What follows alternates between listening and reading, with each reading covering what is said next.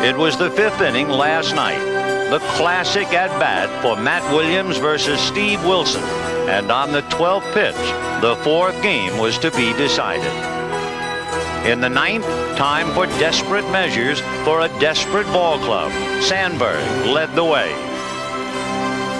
And then the little pop fly that might have been the final out for the Giants, agonizingly spilling out of Robbie Thompson's glove, and the Cubs were alive. And then the moment of truth, the ultimate confrontation. Cy Young winner, most valuable player, bases loaded, game on the line, and it was over. The Giants exulting in the high of victory, and the Cubs tasting the dregs of despair. And the Giants led 3 games to 1.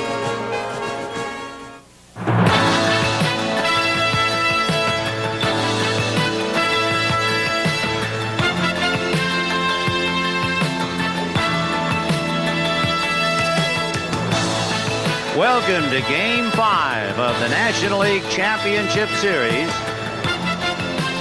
between the Chicago Cubs and the San Francisco Giants. Another glorious day in San Francisco. Temperatures flirting with the 80-degree mark, and a light breeze which so far has not even rippled the flags at Candlestick Park. Hi, everybody. I'm Vin Scully along with Tom Seaver, and I know there are a lot of numbers about this game, but to put it on the line, if I were Mike Bilecki, I'd be scared to death. Much of the factors of every game in this series has been the first inning. It was a factor last night. We saw both clubs jumping right out of the starting blocks, getting on the board. It's going to be a factor for both pitchers today. Mike Bilecki has got to keep his team in the ball game. Remember when Rick Russell pitched in Chicago? Boy, they jumped all over him in the first inning. He only got 2 outs. He was out of there in the first inning. Well, Russell has a comfort zone. He's not carrying the whole load. For Bilecki, he either wins, helps the Cubs to stay alive, or they all go home. Well, he was admittedly very nervous in his first game that he pitched in this championship series, and he's got to get his feet on the ground today. The pitching has been perhaps the biggest disappointment for each team. Well, the starting pitching especially, it's been, everybody talks about it being mediocre. What's happened is that the pitcher's getting behind in the count, and a lot of times when they get behind in the count, they're making very poor pitches. You know, you could say it on the other side of the coin that the hitters are taking advantage of the plus situations they have when they get the pitchers behind the 8 ball. Well, the Cubs have been behind the 8 ball. They've had Ryan Sandberg and Mark Grace. The Giants have had Clark and Mitchell and Williams. We'll get to the starting lineups right after this. Game 5 of the National League Championship Series is brought to you by new Keystone and Keystone Light. Bottled beer taste in a can. Wouldn't that be great? By your Toyota dealer. Whatever car or truck you choose, you'll love the quality. Who could ask for anything more? By Allstate. For home, auto, and life insurance, you're in good hands with Allstate. And by the good time, great taste of McDonald's. More than 90 pages of features, historical facts, and photos from the Fall Classic, this program is truly a collector's item. To get yours, send check or money order for $6 to World Series Program, Box 89, Trenton, New Jersey, 08651. That's Box 89, Trenton, New Jersey, 08651. Please be sure to include your proper return address. The preceding announcement was furnished by Major League Baseball. The weather has come up magnificent here at Candlestick Park, and here's the Cub lineup. Jerome Walden, Ryan Sandberg, and Marvell Wynn replacing the injured Dwight Smith. Mark Grace, then you have Andre Dawson, Luis Salazar, and Sean Dunston. Joe Girardi, who caught Bilecki in Game 2, is behind the plate. And trying to stop that lineup is one of the great Cub pitchers of all time. Since World War II, second to Ferguson Jenkins. He won 135 games in the livery of the Chicago Cubs. He has not pitched well of late. One big reason, he had a strained right groin. And those who watch him carefully say it has definitely affected his sinker. He starts a strike to Walden. One of the things that Roger Craig and Norm Sherry will be concentrating on is to make sure Russell bends his legs. He's been pitching stiff-legged, perhaps the result of the injury. 1-1. The word on Rick Rushell is that we will know very early if, in fact, he has his stuff. As you see his motion, one of the things he'll have to do is try to get down, as Vinny says, and use that right leg as much as he can. He tries to get great movement on his fastball. He may not strike you out with velocity. He may have 4 or 5 fastballs a day that might get the 90-mile-an-hour zone. But for the most part, it's a sinking fastball and a little breaking ball. The word on him in those is that if he doesn't have it, we're going to find out very early, and that's exactly the way it was when he pitched in Wrigley Field in game number 2 for the Giants. 1 ball and 2 strikes to Jerome Walden. Curveball hit foul. For Rushell, those who operate speed guns on him marvel with the same delivery, throwing to the same location. He can go from 90 to 78 miles per hour in a blink of the eye. And Walden that time way out in front and cracked his bat. He has to get another stick. And look at that. He dropped to 72 miles an hour on that pitch. That's the biggest thing about him, his control and the tremendous fall off in speed. Walden with 2 strikes, and Matt Williams now goes back to a normal depth. Walden, very good bunter. He had 18 bunt singles, 30 infield hits. But with 2 strikes, they drop back. Fastball hit up the middle. Robbie Thompson hesitates, throws too late. He didn't have a grip, and he double clutched. And that was the difference. That split-second double clutch by Robbie Thompson as he had to re-grip the ball, and Walden is aboard. Rushell is one of the best fielding pitchers in baseball. That ball was actually not hit as hard as he thought it was. If he had not double clutched, he'd have gotten Walton at first base. Walton with good speed during the season, 24 stolen bases, so he has good speed. I think Rushell was surprised that the ball was not hit that hard. He is an outstanding fielder. Don't be surprised by looking at his size and think that he cannot field his position. He is one of the best athletes for pitchers in the game. He's a good hitter, a good bunter, and very quick on his feet. Ryne Sandberg, who has hit in all 9 league championship games with Walden going, hits it foul down the line. Remember, the Cubs have scored 11 runs in the first inning in the first 4 games, and they are desperately trying to get off the mark today against Rushell.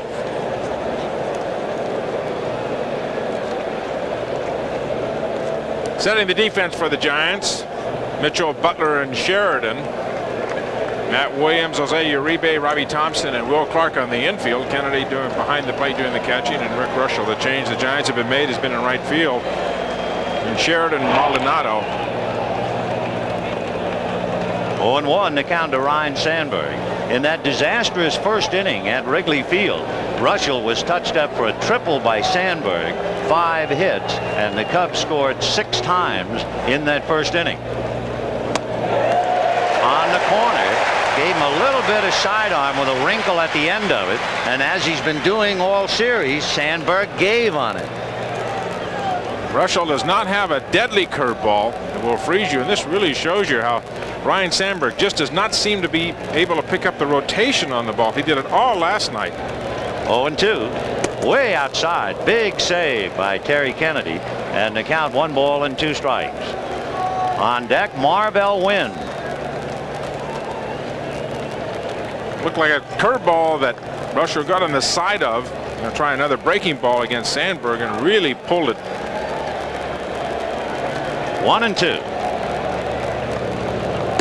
And another flat curve, but outside. 2-2, the count to Ryne Sandberg. The Cubs have hit for an average. In fact, the Cub team is hitting over 300 in the 4 previous LCS games played this year, but it hasn't helped them as they've lost 3 of the 4. 2-2. Remember, Walden was going on the first pitch to Sandberg. They're not particularly looking for any pitch out now. 2-2. Good pitch to do something on. Rushell is not a strikeout pitcher. Sandberg does not strike out much. Remember that Rushell has an outstanding move to first base as well. One, if not the best move in the National League to first base for a right-hander. That'll negate a little bit of Don Zimmer's running game. He would incorporate the hit and run more than he would the straight steal. 2 balls, 2 strikes. We'll see fastball. Yep. Half swing. Got it. You had to expect the fastball, but I don't think Sandberg expected it where it was. For 2 nights, 2 games, Ryne Sandberg has seen nothing but breaking balls away. He's got to be thinking away in this situation, and we talked about where every once in a while Rush will pumping it up and give you an 88 or 85 mile an hour fastball. That one at 83, but the location was perfect on the inside corner. Here's Marvell Wynn. Wynn hitting over 360 against Russell in their own personal confrontation. When Russell and Marvell Wynn were teammates with the Pittsburgh Pirates. The third member was Mike Bielecki, so we have a definite Pittsburgh flavor to this game today. Pitch out, and Walden holding despite the fact it was dropped by Kennedy. When the count was 2-2 to Ryne Sandberg, you expected Walden to go, and you certainly expected Russell to throw the fastball to Kennedy. But what fooled Sandberg was that it got the inside corner. 1-0 to Marvell Wynn. Mark Grace on deck. Popped it up. Coming down is Clark. Angling over, however, is Kennedy.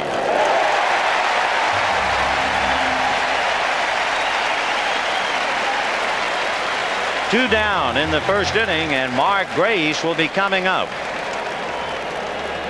A lot of people in the Midwest like to come to California on vacation, but that would not include the Chicago Cubs.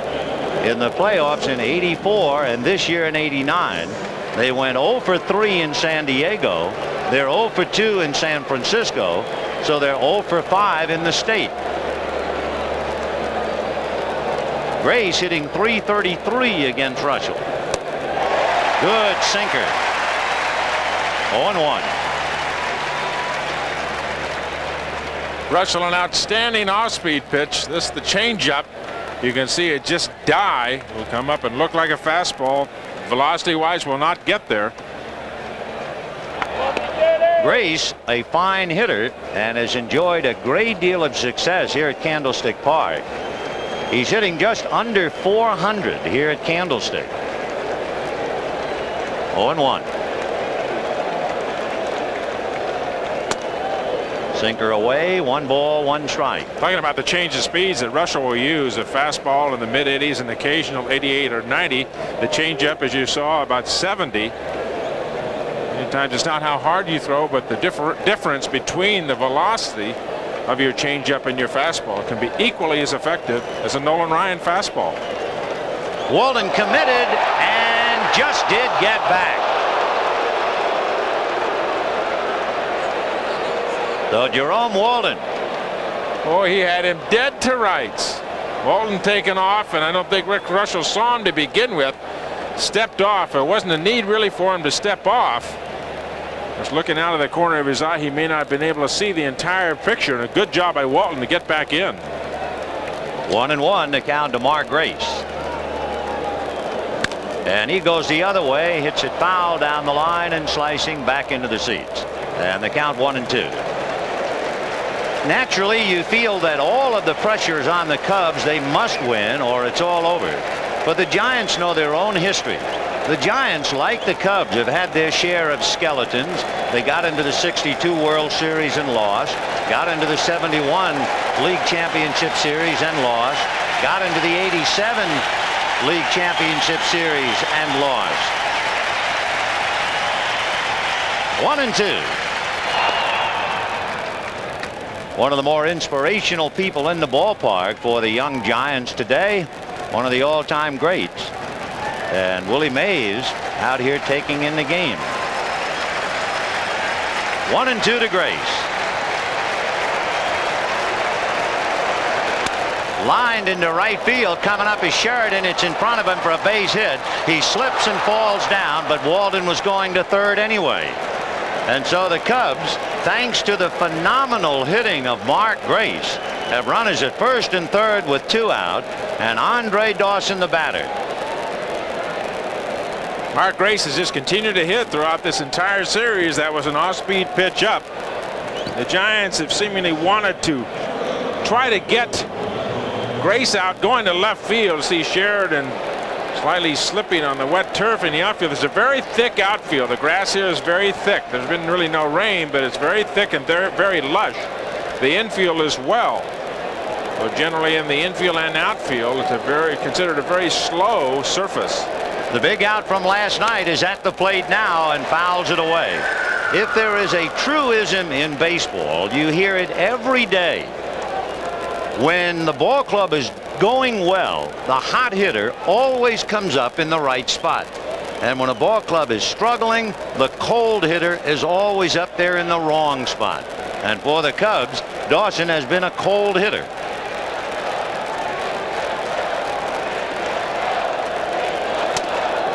That's in there. Sinker at the knee. Andre was saying in the aftermath of last night's game that he was angry at himself because he wasn't just trying to get a base hit. He was doing what a rookie would do, try too hard and try and hit it out of the ballpark. He is hitting only 125. 0-2. Curveball got him. And he is still the out man. No runs, 2 hits, 2 left, no score. Mike Schmidt. Yeah, Vinny, I'm watching the replay of Andre Dawson, his strikeout, and he's just trying to overdo everything. I mean, look at him forcing this. This is a hanging ball up and in, and his left foot's almost on home plate. I think Andre's going to have to relax, and as he did last night, hit that ball to the opposite field. That's how he's going to be effective. We need the 2 out base hits if they're going to get in this thing. Well, they've been overmatched because the Cubs have been able to furnish firepower from Sandberg and Grace. But there have been 3 big giants. Here's the lineup. Butler, Thompson, Clark, Mitchell, Williams, Kennedy, Sheridan, Uribe, and Russell, and young Mike Bilecki, formerly a teammate of Rick Russell. Somehow trying to find a way to beat the Giants and keep the Cubs alive. Popped in the air behind the plate. Girardi with a lot of room. 1 down. So Butler, and you just wonder psychologically if that's a smart play. You know all the pressure on this kid, and yet you go up there and swing at the first pitch. But I guess it's academic. We'll never really know. Going up there and looking for a certain pitch. Hitters will go up and look for pitches. They'll go up and look at zones. One of the two, and Brett Butler, who's been predominantly trying to go to left field for the entire series, may have gotten a pitch that he felt maybe he could drive for an extra base hit. That may be why he was going for a pitch so early in the count. Robbie Thompson coming up. The defense for the Cubs, Marvell Wynn in place of Dwight Smith in left, Jerome Walton in center, Dawson in right, Luis Salazar, Dunston, Sandberg, and Grace. Girardi behind the plate, and Bilecki. One thing about this playoff series, the defense has been very good for both sides. Fastball in there for a strike. Thompson having a big series, not only hitting .333, but some impressive numbers with 2 home runs and 3 clutch RBIs. 0-1. And that's foul back and out of play, and the count 0-2. A couple of pop-ups straight up in the air tell you the kind of fastball that Mike Bilecki is working with.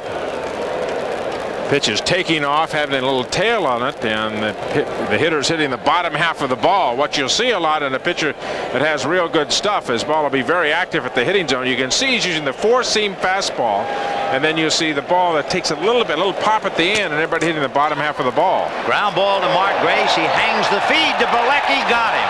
Close play at first base. Great hustle by Robbie Thompson, and a good hang by Mark Grace, so that Bilecki could field it without breaking stride. Good teamwork between Grace and Bilecki here. This is not an easy play. Pitcher's got to come down that line. You know that Thompson running has excellent speed. Grace makes a good feed right at the bag. That's really the key, so you catch it and boom, can take a step and hit the bag. First base umpire Randy Marsh right on top of it. Another look from the right field camera. The key is a decent feed, a little bit high, but Bilecki right on the right route and can come right down to the bag. Slow curveball for a strike to Will Clark, and the count 0-1. Clark tearing him up like Mark Grace. 2 down. First inning, no score. 0-1 the count. Fastball goes to the screen. Mike Bilecki has his ducks in a row. As Mike said, I'm just glad to be here. In 1985, he had a ruptured disc in his back. He pitched with the injury, won 2 games, and then underwent surgery. And it was serious stuff. But he has fought his way back to this role. 1-2. Cubs have changed their defense against Will Clark here from last night.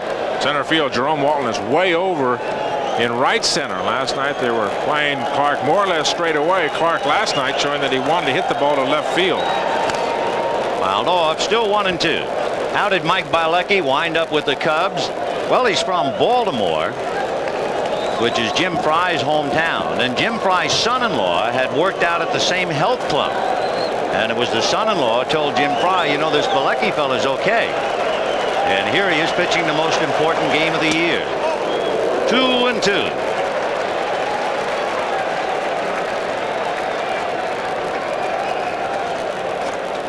Cubs, as they have done, get their share of base hits, but they're leaving the runners.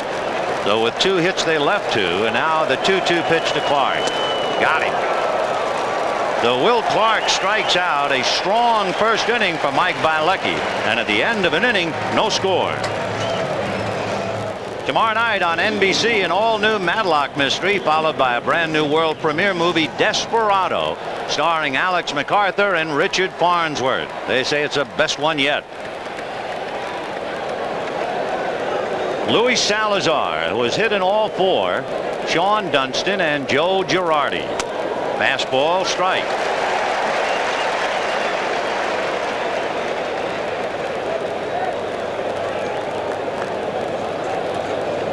Salazar with a single and a home run last night. Chopper to the third. Matt Williams is there.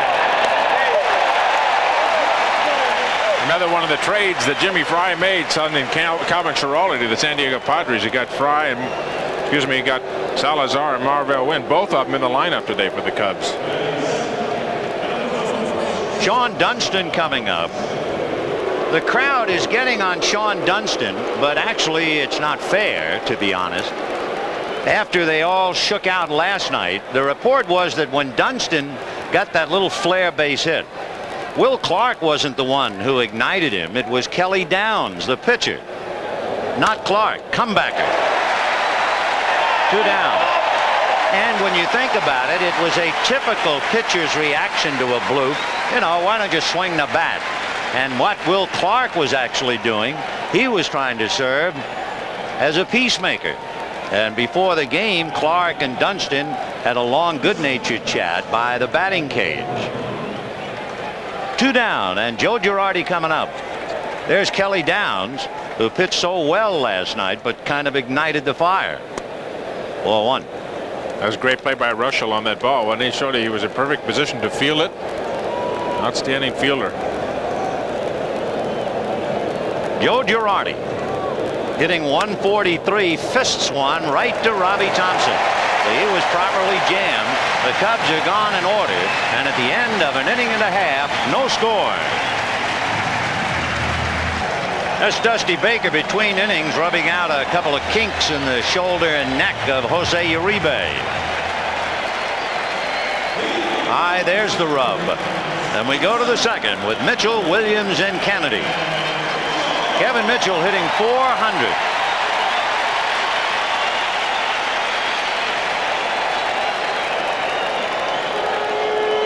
Mitchell is now a definite veteran of league championship games.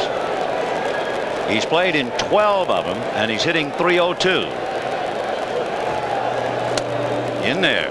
Trying to keep the ball away from Kevin. You can see the first pitch from Bilecki, the off-speed curveball. One of the things Dick Pohl is trying to get his club to do is to establish that first pitch strike. It's so important to get the first strike over. You're going to come in, you come in off the plate. Bilecki's been first strike to each of the hitters he's faced so far. 0-2 to Kevin Mitchell. Down and away. On deck, Matt Williams, and then Terry Kennedy. Interestingly enough, the Giants, as you know, hold an advantage 3-1. That's the first time that has occurred in the National League Championship Series. They check, no swing, said Randy Marsh. 4 times in the American League Championship Series history has one team had a 3-1 advantage over the other. But this is the first time in the National League. 2-2. Got him. And that looked like it had a pretty good sinker to it. Second strikeout for Mike Bialecki, and the batter will be Matt Williams. Hey, look, maybe we can tell if it's a split finger or if it's a straight change. Looks like the sinker, just a flat straight sinker. That looks the second kind of fastball that we've seen Bialecki throw. Remember, we saw him earlier throwing the cross seam, a four seam fastball. That the sinker, that really diving down and in. Good movement on the ball at the hitting zone. That's one of the important keys. Fastball high to Matt Williams. 12 pitches, the 2 classic at-bats in this league championship series. 12 pitches to Mark Grace, 12 pitches to Matt Williams. And last night, the 12th, 1-4 San Francisco, ball 2. This is where the Giants have really capitalized when they've gotten ahead of the pitchers. Here the ball, count 2 balls and no strikes.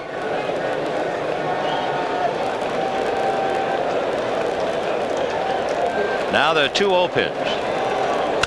High pop fly on the right side. Sandberg going out looking for help. Here comes Dawson, and it'll be flagged by Grace. Sandberg turned his back as he flipped his sunglasses down, and he never saw the ball. Sandberg was out of the play, and it was Mark Grace, who earlier this year in a game at Candlestick lost a fly ball in the sun, but not that time. A very high sky here at Candlestick, not a cloud in the sky. Beautiful sunny blue day. One of the things that Chicago Cubs don't have to contend with is wind. You imagine having to look up into that sky and contend with the wind as well. All 3 days it's been beautiful here at Candlestick. October in the Bay. Boy, it is magnificent. 1 ball and no strikes. Fouled away off third out of play, and the count 1-1. I'm sure a lot of people wonder, after all the horror stories you have heard about Candlestick, whether they are just apocryphal, but it can get mean here and cold and bitter, but not now. Change. A little low. And a half swing for a strike, says Bruce Fremming, and the count 1-2. 2 down. Second inning, no score.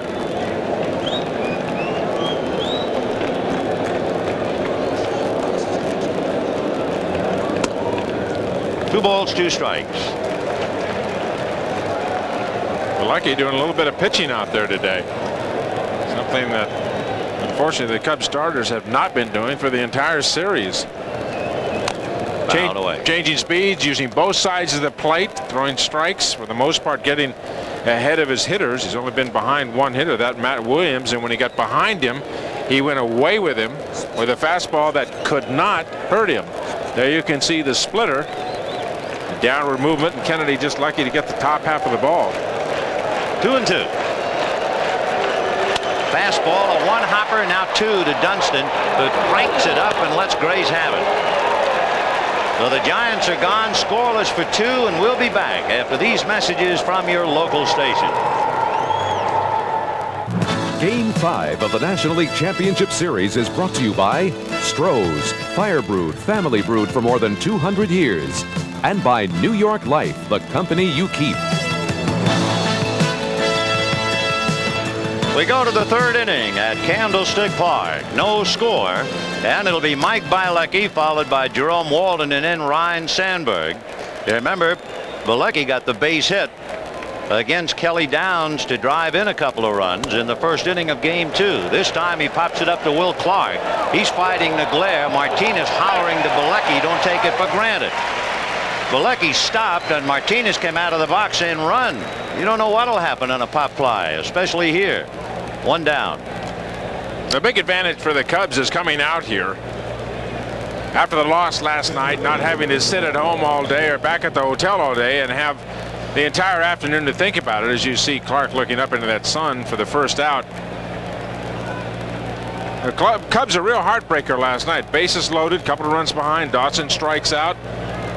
They've got to go back to the hotel, Big thing, they get up, come right back out here. 12 hours later, they're right back at the ballpark. It's a big plus for them, rather than having to stay downtown, stay at that hotel all day, and think about the loss. 1-0 the count of Jerome Walden. And then, typical of the life of a ball player, wouldn't you know, Andre Dawson has barely rubbed the sleep out of his eyes. He's up there today, 1st and 3rd, and strikes out. Way out in front of that, 1-1. Big Daddy, that's what they called him in Chicago. His teammate on the Giants is the man who gave him the nickname Big Daddy. That would be Mike Krukow, who also pitched for Chicago. Among other things, he is an avid reader. In fact, when Rick Russell won his 200th Major League game, a San Francisco bookstore gave him a gift certificate good for 200 books. 2-1. Fly ball to left field. Mitchell will have to come up for it. And lost it in the sun. And that's what Martinez was hollering to Bielecki about. Don't you ever take anything for granted on a ball hit in the air at Candlestick. Remember, Mitchell did not get a jump on a ball last night, and sunglasses or no, he lost that one. He never put the sunglasses down. Part of the problem, trying to keep it right under the bill of his cap. If he could, lost it right at the last moment. Why the sunglasses were not down, I don't know. Error charge to Mitchell. And now Ryne Sandberg with Marvell Wynn on deck. No score, 3rd inning. Cubs get a break. That's about the 3rd time I've seen that this year. Outfielders coming in with glasses on and do not put the glasses down. I can't figure it out. A tough sun field. What makes it particularly difficult, too, is that we have just played 2 games that finished in the evening. And there isn't an angel up there to hide behind. Brilliant blue sky. You could set that in your ring. 1-0 the count of Sandberg, who struck out in the 1st inning, called out on a fastball that got the inside corner. This time he bangs it into right center, and that's going to go to the gap. Sandberg on his way will take a look and keep on going. Robbie Thompson's throw to Williams. He is out at 3rd.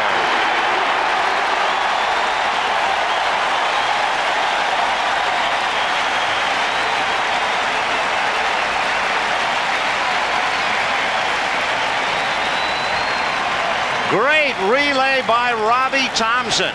He threw a bullet right at Matt Williams' nose, handling the throw from Pat Sheridan.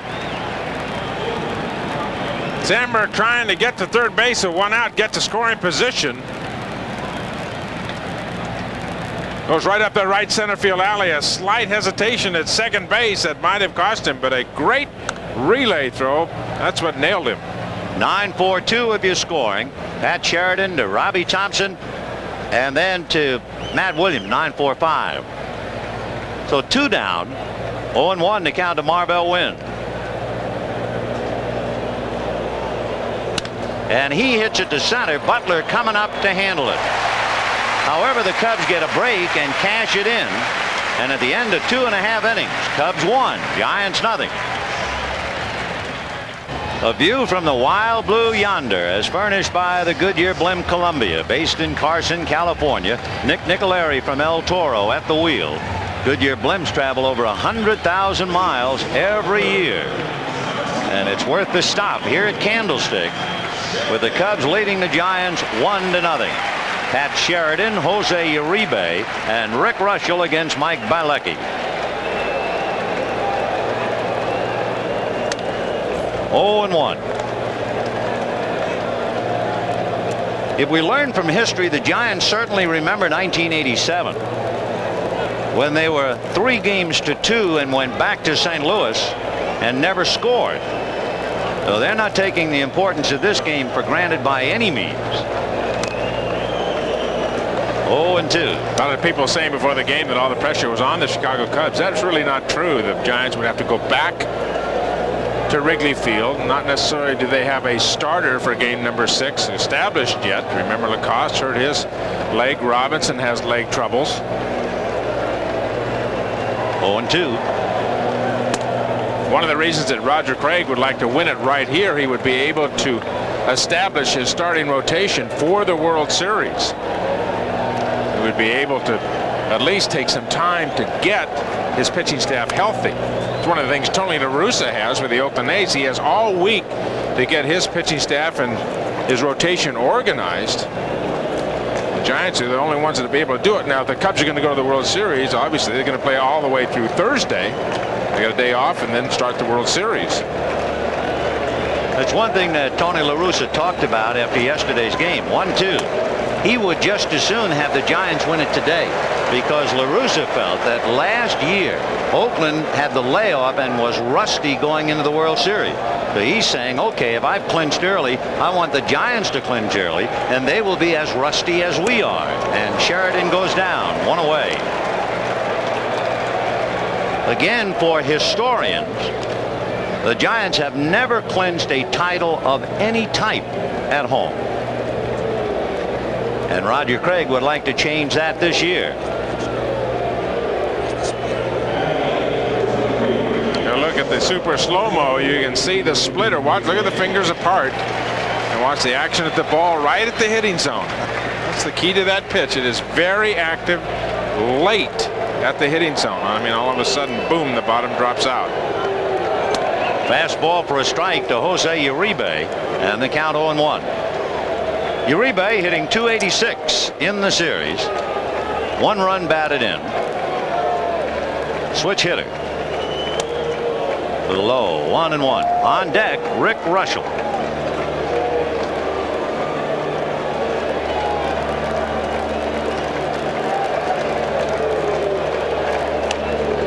Big off-speed pitch, but low, and the count 2 balls and 1 strike. What did he give him? A lot of motion on that pitch. A lot of motion and a big breaker. Blecky doesn't look like he's too nervous today.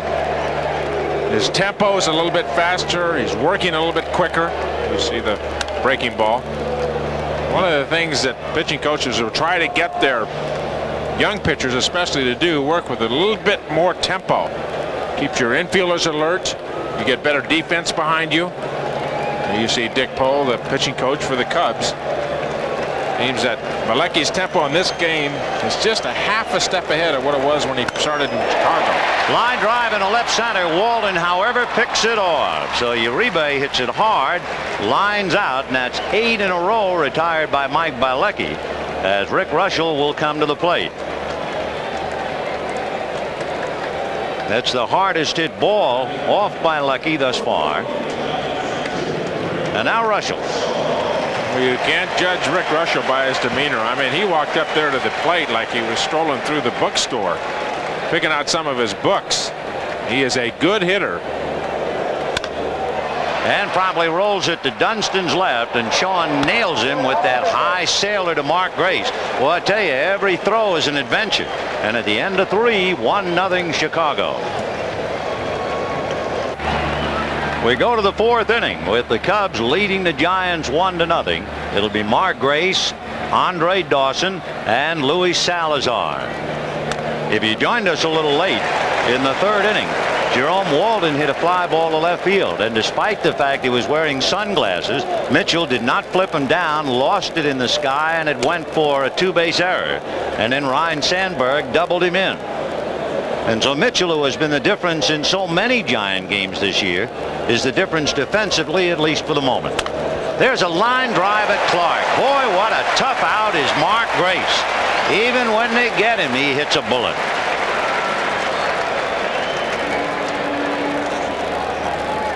Second time in this game that he's pulled the ball. You see it down in the strike zone, but this time right at Will Clark. Boy, is he hot. What a beautiful swing. Now with a great swing, a great strikeout, base on balls ratio. Walks about twice as many times as he strikes out. Andre Dawson has been playing in the big league since 1977. And you would think that a man with all of his glistening credentials, a man who is 35 years old, under the pressure would not be pressing. But he is pressing.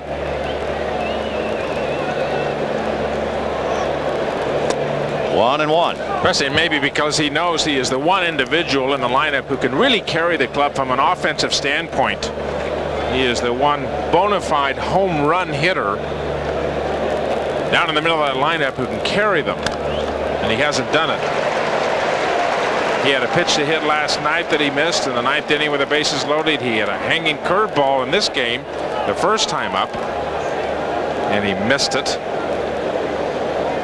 You know, in the back of his mind, 35 years old, and he has not been to a World Series.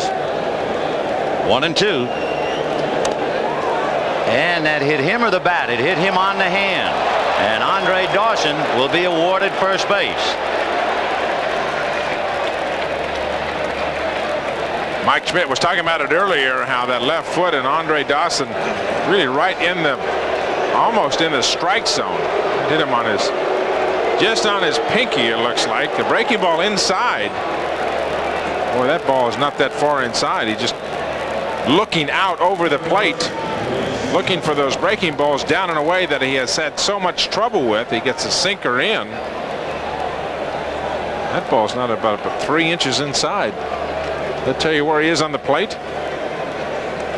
So Andre Dawson hit by the pitch, and Luis Salazar the batter. Salazar grounded to third in the 2nd inning. Sinker in there at the knees. The combination of Russell's sinker, the thick grass on the infield, makes him so difficult here at Candlestick Park. Even if you hit the ball pretty hard on the ground, it usually dies of exhaustion. 0-1.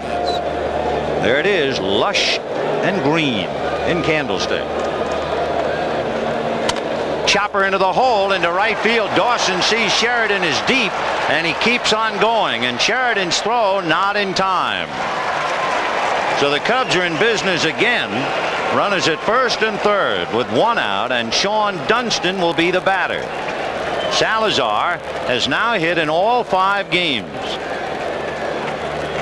Salazar, the veteran, and around the major leagues, both leagues, and knows how to play the game. We talked about how Don Zimmer will go to the hit and run a little bit more often than he will the straight steal. That because of Russell's good move to first base. You see Dawson knowing that Sheridan deep in right, especially hit and run, go right on to third. Cartier saying stay right here. The Cubbies got first and third with 1 out.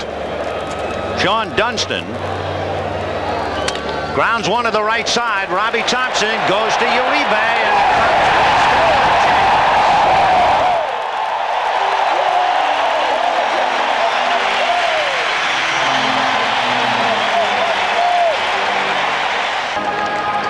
San Francisco, the scene of Game 5 at Candlestick. By the way, if you're 40 years old and you've been pitching professionally for 20 years, you're not going to get too excited about an inning-ending double play. That's about the most of it from Rick Russell. Almost like saying, well, that's the way it's supposed to be done. You get him on first and third, you either strike him out or get the double play. You know, and he's always been like that. Brett Butler fouled out on the first pitch in the first inning. Looks at an off-speed strike, and the count 0-1. Butler, Thompson, and Clark. 4th inning. Cubs 1, Giants nothing.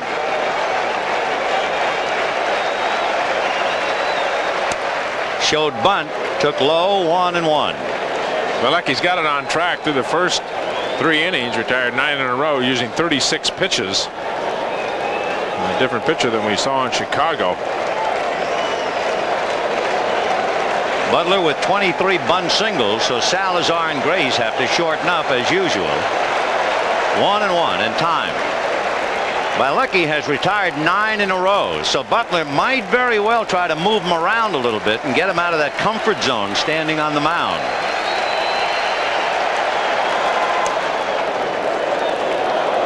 One and two. Butler felt that was kind of a delayed call as he backs out, unhappy with it. Charlie Williams, the plate umpire. Randy Marsh, Doug Harvey, and Bruce Fremming working the base pads. Terry Tata and Jim Quick on the line. 1-2. Ground ball to Dunston.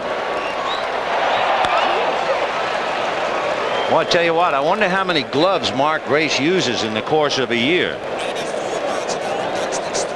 We understand that they put the speed gun on that throw. That was an 84-mile-an-hour fastball that Dunston just unleashed to Mark Grace.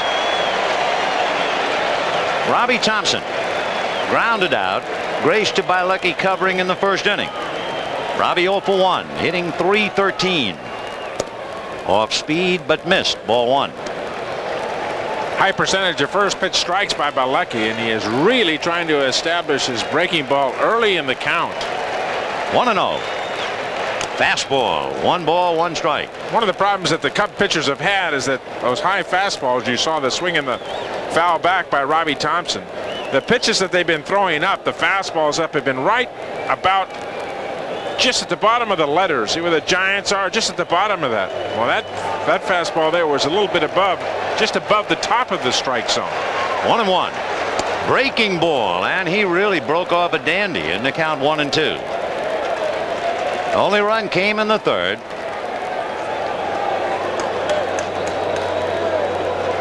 Here you see the super slow-mo again. You look at the fingers and you can tell the pitch. That's the breaking ball. See him come right over the top. 1-2. And another breaking ball, and Thompson got a piece of it. We were talking about how hard Sean Dunston throws. Look at this. Mark Grace cooling off that right hand. Well, I bet you that thing burns by the end of a game. High pop fly. Dunston, sunglasses down, and they're glistening. Makes the play. Boy, so many times you see an infielder up here especially, sunglasses down, look up, and looks like the eyes of little awful Annie. Here's Will Clark. Thompson on that pop fly all the way down to second base. Obviously the Giants play 81 games here at Candlestick Park, and they know how tough this place can be to play in. They will take advantage. They definitely have a home field advantage here. The one advantage that they don't have from the home field standpoint is that in the 3 games there's been no wind. 0-1 the count to Will Clark with Kevin Mitchell on deck. Flags hanging limply in center field. Boy, you ought to put that in a time capsule. For 3 consecutive days, not a movement out there. But again, it should be pointed out, it is a rare time to be playing here in October. 0-1. 1-1 to Will Clark. There's an established fastball inside. One of the things that Dick Polo's been working with Bielecki all year long. Establish hard in, and then you get somebody out soft away. Line to center. There's base hit number 1. And it's collected by the man you figured would get it sooner or later, Will Clark. So a 2-out single will bring up Kevin Mitchell. Mitchell with an opportunity to atone for not bringing the sunglasses down on the fly ball by Walton that eventually led to the only run of the game.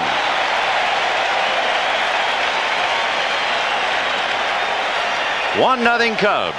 2 out in the 4th. Breaking ball. You don't expect Clark to do any running, especially since you know he has a sore leg. And the one thing the Giants don't want to do is take the bat out of Kevin Mitchell's hand, not after having hit 47 during the year. 0-1. Mitchell hitting .375 in the series. Fastball on the hands, and he really challenged him. Boy, it takes a little guts to come in there against somebody who can hit him out as quickly as Mitchell can. If you go in, you got to go way in. You try to go to the end of the plate. See how Mitchell tries to collapse and hit that ball? The thing you don't want Mitchell to be able to do is extend his arms. Takes a lot of guts to go in there, but you have to go in hard. You have to go in hard off the plate, start that ball on the corner, and try to run it in toward that elbow. 0-2. And away. So the classic pattern, hard stuff inside, breaking ball down and away, and the count 1-2. That's a formula that's worked for a long time. Since the caveman. Yeah, that's right.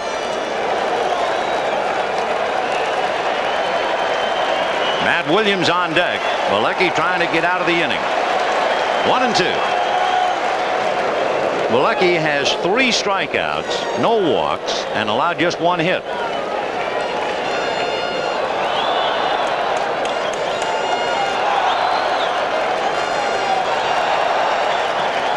One and 2.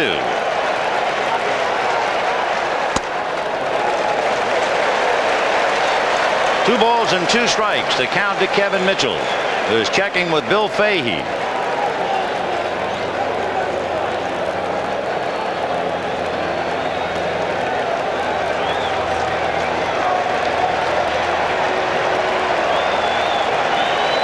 Deuce is wild. Check swing. Walking off the field are the Cubs, and there's that delayed call strike by Charlie Williams. No runs, 1 hit, a man left, 4 strikeouts for Bilecki. We'll be back after these messages from your local station.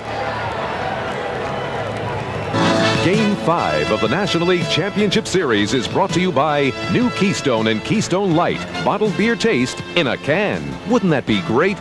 And by today's Chevrolet, who invites you to see why nobody's winning like the heartbeat of America. To the 5th inning with the Cubs leading the Giants 1-0, and Joe Girardi, first ball swinging, fouls it away in the count 0-1. Girardi, the Cub catcher, popped up to Robbie Thompson in the 2nd inning. The only run in the 3rd on a ball lost in the sun by Kevin Mitchell, and then Ryne Sandberg's double to score Jerome Walton. 1-1. 1 run, 4 hits for Chicago. No runs, 1 hit for the Giants.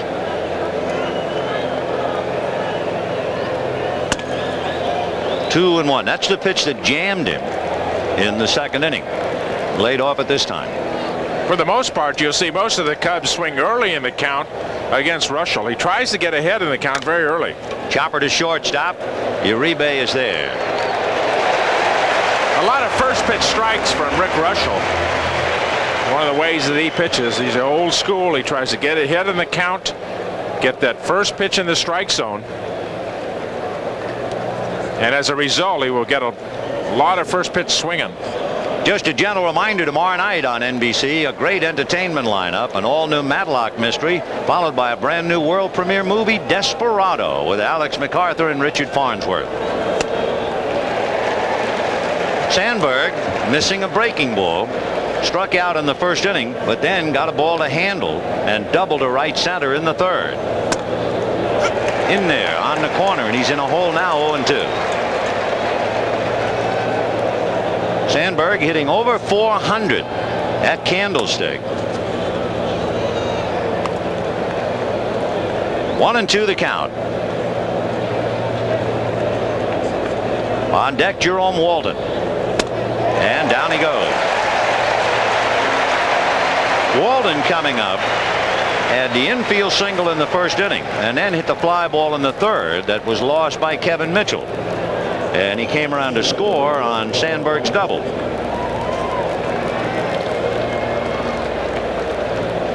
One run, 4 hits for Chicago. No runs, 1 hit for the Giants. Cubs had opportunities 1st and 3rd with 2 out in the 1st inning, and Dawson struck out. 1st and 3rd with 1 out in the 4th. Dunston hit into a double play.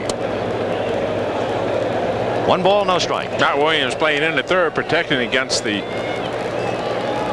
bunt against Jerome Walton. Most of the time from the right side, he tries to hit that ball, if he bunts it, toward the right side. Hit it right in between the pitcher and the first baseman. He likes to push bunt. Excellent speed. He had 18 bunt singles during the year. Butler had 23. 2 balls, no strikes. Wouldn't go after the sinker. 3-0 the count. Sandberg on deck, waiting for another chance to hurt.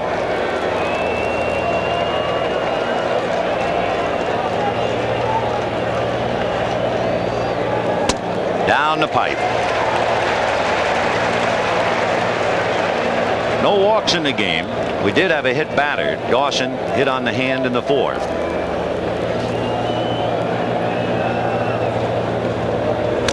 Fouled away.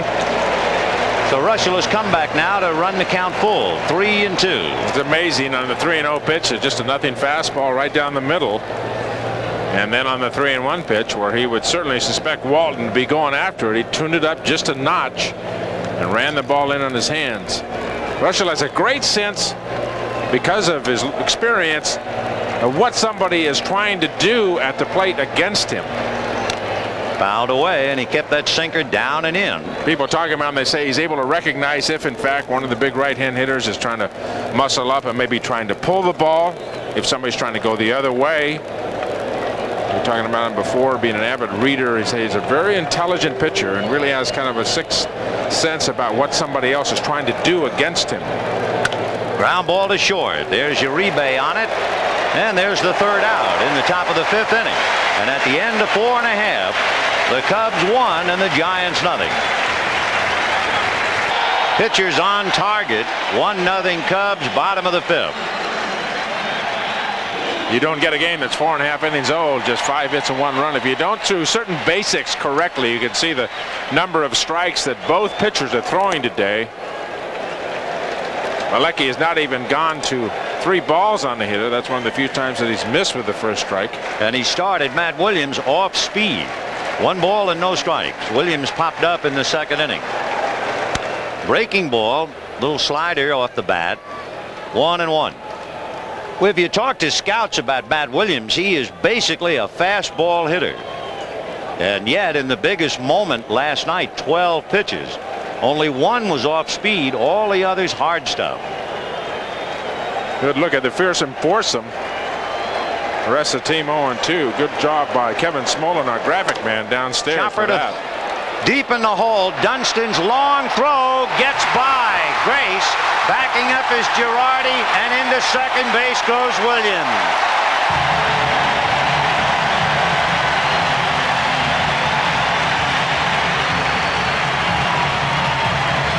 It'll be 1-1.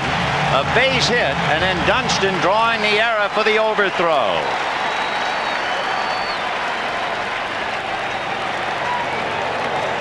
Dunston thinks he can go any place on the field and throw anybody out.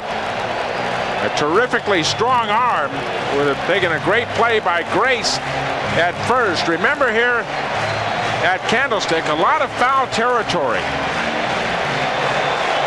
Long way from first base to where the ball would stop over next to the stands. Tying run at second, nobody out, and Terry Kennedy taking ball 1. He'll be followed by Pat Sheridan and then Jose Uribe. So for the first time today, Malecki pitching under a severe challenge with the tying run in scoring position. He had retired the first 11 before giving up a base hit. Hit down the line, foul out of play. Kennedy might very well have been trying to take a shot at the hole on the left side, because Sean Dunston is trying to bird dog as much as he can. Williams does not run well, and if you can take a step away from Williams at second base, it could be a big play at third or home.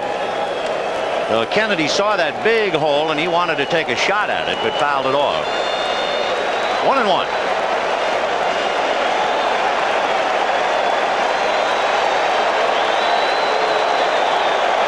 Dunston way over behind Williams.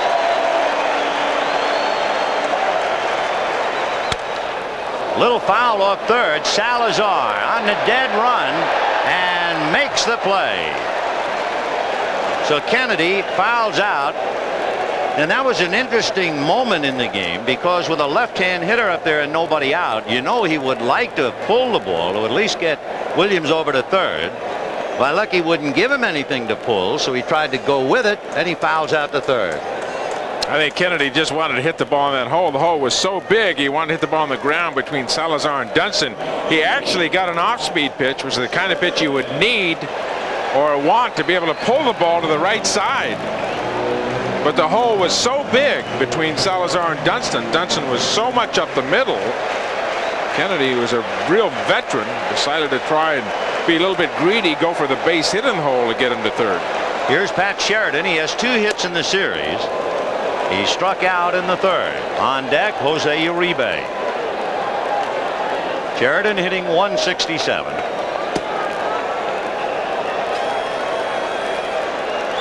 No balls and 1 strike.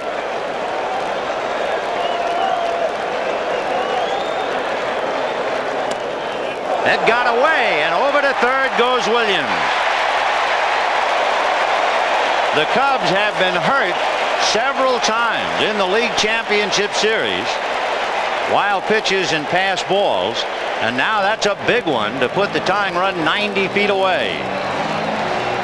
One of the things that the Cubs have really been hurt by too as well, Benny, is youth. They make young mistakes. You see the splitter here going down, and Girardi just cannot handle it. A relatively young pitching staff. And both of the catchers, Rona and Girardi, rookies. 1-1. It's going to be a pass ball, and a pretty good reason was, in looking at the replay, Girardi tried to catch the ball with his mitt, one-handed. His bare hand had nothing to do, so instead of pushing the ball out in front of the plate, he tried to one-handed with the mitt, and it got away. So pass ball. 2-1. Fouled away. A lot of people think, well, if a pitch is in the dirt, it's automatically a wild pitch, and that's not true. Well, Girardi would love to have had that back again to shovel it out in front, and Williams with no speed. There was no way he was going to gamble unless that pitch really got away. Damon Berryhill, of course, would have given anything to be in this league championship series, but he's out with a torn rotator cuff. 2-2. Got him. Big out for Mike Bilecki. That's 5 strikeouts. He's gotten Sheridan twice. Now let's see what they do with Uribe. You have the switch hitting Uribe coming up and Russell to follow. The important thing about strikeouts, when you get them, may not be a strikeout pitcher, may not run the numbers of strikeouts like Nolan Ryan can do, but it's when you get them. Get that strikeout with a runner on third base with less than 2 outs. The Cub defense had to play in to protect against the tying run. And if you have the facility to strike somebody out, that's when you want to try and do it. Good pitch by Bilecki. We're watching Joe Girardi, and he gestures to Grace as if to say, have you seen the direction from the dugout? The dugouts have moved Grace just a tad, and they're going to pitch to Uribe. Matt Williams at third, 2 out. A lot of pressure now on Girardi and Bilecki. Strike. They can't let another one get away. The only pitch that he's pulled have been off-speed pitches, Benny. Most of the time he's been hitting the hard stuff the opposite way up the middle. Walton in center field is really very deep for Uribe. Good reason. Uribe really ripped one in the 3rd inning, but right at Walden. 1 ball, 1 strike. It's the old story. Every manager in existence, they love to get that number 8 hitter for the final out so they can start the next inning against the pitcher. But sometimes you get burned by it, and we'll see what happens to Zimmer. Fouled away. 1-2. 1-0 Chicago. 2 out, bottom of the 5th. The Giants have the tying run at third, and Matt Williams. Don Zimmer still can find reason to smile.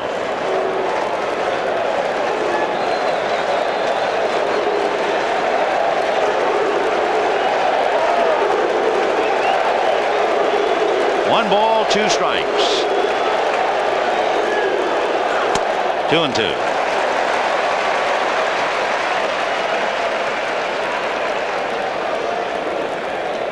They have paraphrased a great line in Chicago from Dylan Thomas' poem about the boys of summer. They refer to the Cubs now as the boys of Zimmer. 2-2. Popped in the air, back at third, down the line. Moving over is Marvell Wynn, and Bilecki has weathered the storm.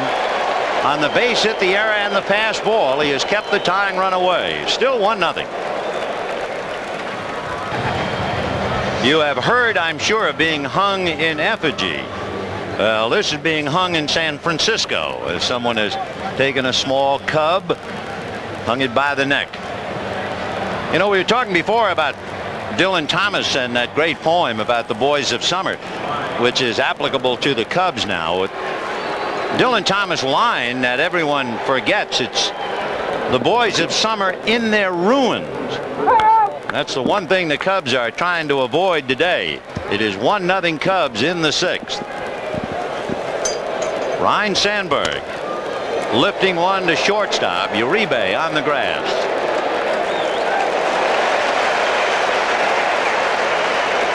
One down, and the batter will be Marvell Wynn, who is playing today because Dwight Smith suffered that hamstring pull trying to score last night and had to come out of the game. Unable to answer the bell today. So Marvell, a former teammate of Russell, is in there.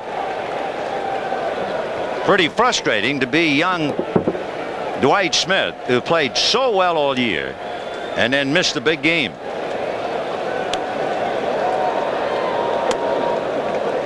One ball and no strikes. Tell you something that you could also put in a time capsule that you never see here. There's a one hopper by the diving Robbie Thompson. So Marvell Wynn, a 1-out single. The picture that I don't think I've ever seen at Candlestick, the back of the plate umpire wringing wet. Charlie Williams is a walking thermometer. You just don't see that here. Goosebumps maybe, but not perspiration. Almost 80 degrees. And the batter, Mark Grace.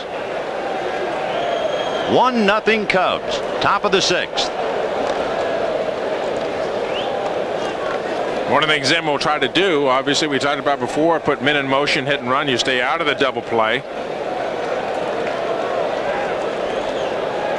Wynn not going. Interesting thing about Mark Grace, he's probably the only cleanup hitter around who is rated so high as a hit and run hitter.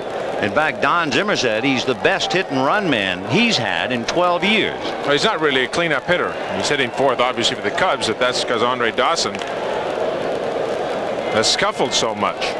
Grace is really a number 3 hitter. Best hitter on that ball club. They tried Ryne Sandberg in the number 3 spot early in the season for the Cubs, and he just did not do well. Emotionally, mentally, just was not a good number 3 hitter. Fouled away, 1-1 to count to Mark Grace. One of the things that Zim did when he put Mark Grace into the number 4 spot, you see Chuck Cartier flashing the sign, say, don't change, don't try to hit home runs, don't change your style. You be the same kind of contact hitter, go to left for 2 strikes, take advantage of a count type of hitter. I don't want a home run hitter here. I just want you hitting, and you just happen to be hitting in the number 4 spot. Ball 2. Today, Grace singled to right and lined out to Will Clark. He's hitting .625 in the League Championship Series. And hitting .400 at Candlestick Park this year.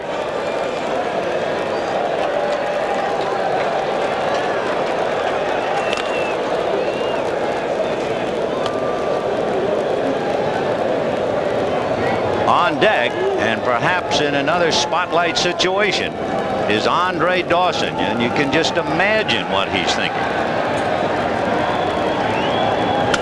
Lined into right field, base hit. Wynn sees Sheridan play a one-hopper, and he's on his way to third. And for the umpteenth time in this 1989 League Championship Series, Andre Dawson has a chance to do something. Another ball hit right on the nose by Mark Grace. Ahead in the count. And he takes advantage of it. He doesn't try to overdo. He doesn't try to take more than the pitcher offers. It seems that every time the pitcher makes a mistake to Grace, he is on a hot streak. He hits the ball hard. One of the 5 hitters in the National League to hit .300. Great bat control. Andre Dawson has left 10 men on base, so you know the pressure he's under right now. And he lifts a pop fly into right field. Sheridan with a good arm, tagging up his Wynn. Sheridan for the catch. Wynn can't move, and Dawson has failed again. And Andre Dawson must be fit to be tied. In his great career, he has suddenly come dead in the water.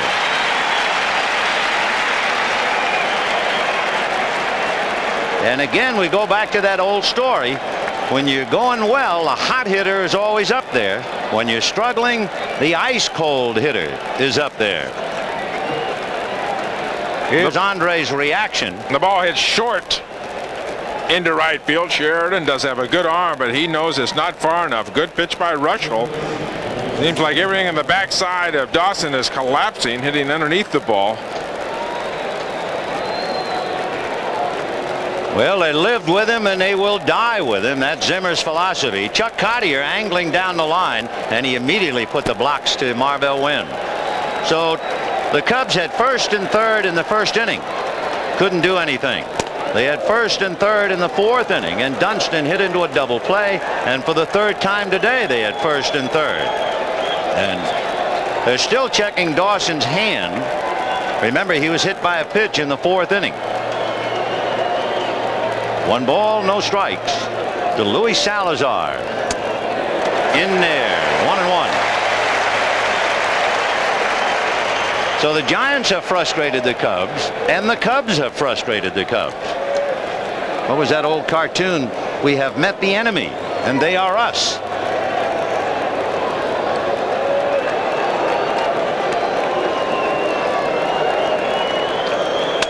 Fisted down to the right side to Robbie Thompson, and Russell is out of the jam.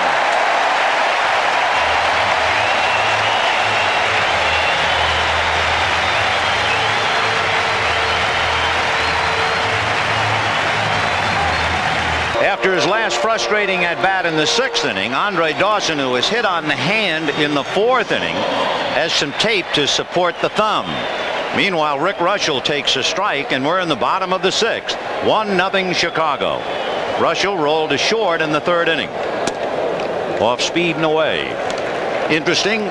What's the old line? You never change up on a pitcher, which is an indication that Russell is a good hitter. Comebacker speared by Bielecki.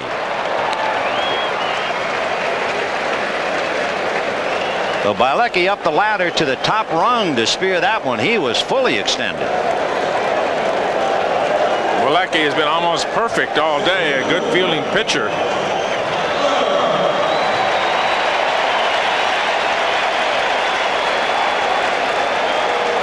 You can see the movement on the ball, either the breaking ball into the sinker. Boy, he's just not throwing the ball in the middle of the plate today. Dick Pohl saying he was so nervous the first time he pitched in this series. He definitely has calmed down. It's exactly what the Cubs have needed. A good, strong effort out of their starter. I have a question to you. Would you be more inclined to be more nervous pitching at home in Wrigley Field than, let's say, he's out here in San Francisco living quietly in a hotel with the teammates? Would it be less here? I think the nervousness would become the first time that you pitch in the playoffs or in postseason play. After that, the bout is underway, and the batter is being mixed, if you will, and you jump back in there at some point. I think the nervousness will come the first time that you participate in postseason play. 2 balls and no strikes to Brett Butler. That's in there. 2-1. The theory I was thinking about is that feelings, human feelings, rub off on other humans. We're social beings. So if Bielecki's in Chicago, all the well-wishers would have a tendency to tighten him up more. Here, he's a stranger in this city. Fouled away at the count 2-2. I think one of the things you have to understand about the Cubs is that they are basically a young ball club. Girardi is a rookie. Rona, Walton, Wynn, Smith, Dunston, Grace. This is a relatively young ball club, and they make young mistakes, and they're going to have young nerves. That's to Zimmer's credit. He's done such a good job all year. What a beautiful pitch by Bielecki right in the inside corner. So Butler is caught looking at strikeout number 6 for Mike Bielecki, who, by the way, is not exactly wet behind the ears. He's 30 years old. Right on the inside corner. Remember the entire series, Brett Butler's been trying to go to left field with 2 strikes. There's no way he's going to get at that ball unless you try and pull it. Robbie Thompson with a big at-bat now with Will Clark on deck. Thompson grounded out, popped up, 0 for 2, hitting .294. We're in the bottom of the 6th. Cubs 1, Giants nothing. 2-0. The only run, if you weren't with us, in the third inning. Jerome Walden lifted a fly ball to left. For whatever reason, Kevin Mitchell did not pull his sunglasses down, lost it in the glare. It fell for a two-base error, and then Ryan Sandberg doubled him home. And that's it. Fastball fouled away.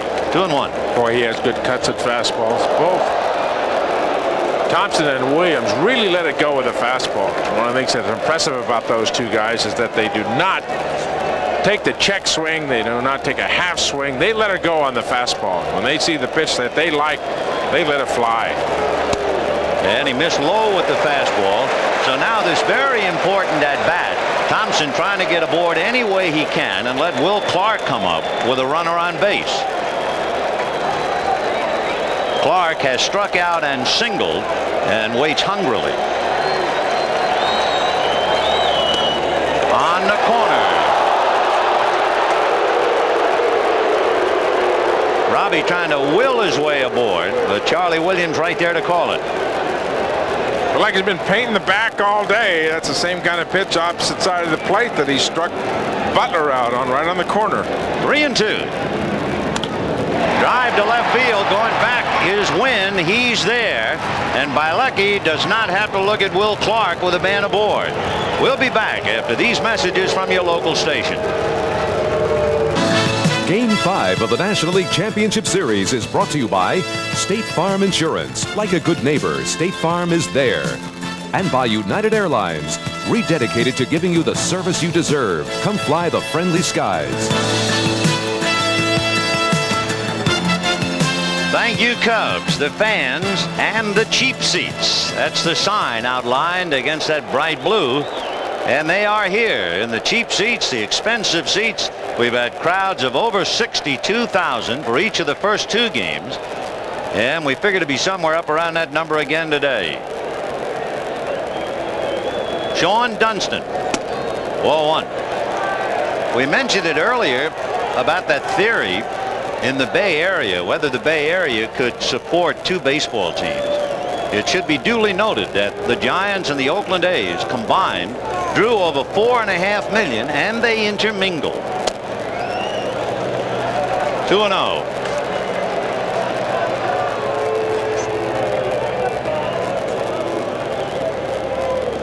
Two balls, no strikes.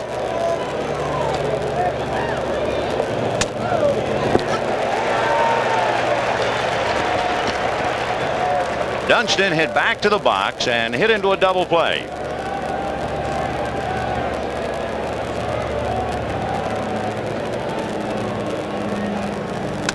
Ground ball hard right under Matt Williams' glove and on out into left field.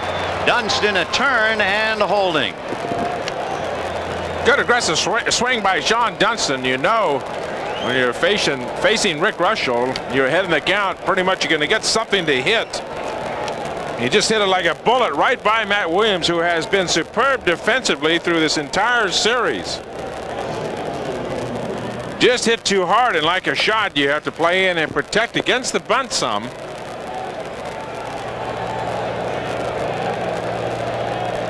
Girardi popped up and grounded out. 1-0 Cubs. They get a leadoff man aboard, but only for the second time today. They have 1 run, 7 hits. The Giants no runs, 2 hits. The Cubs have left 5.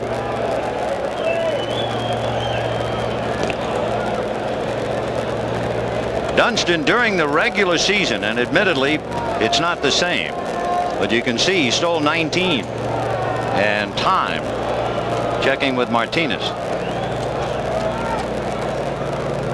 A lot of times you talk about the count, which count is best to bunt on, hit and run on. With Zim, you never know. He will do anything at any time.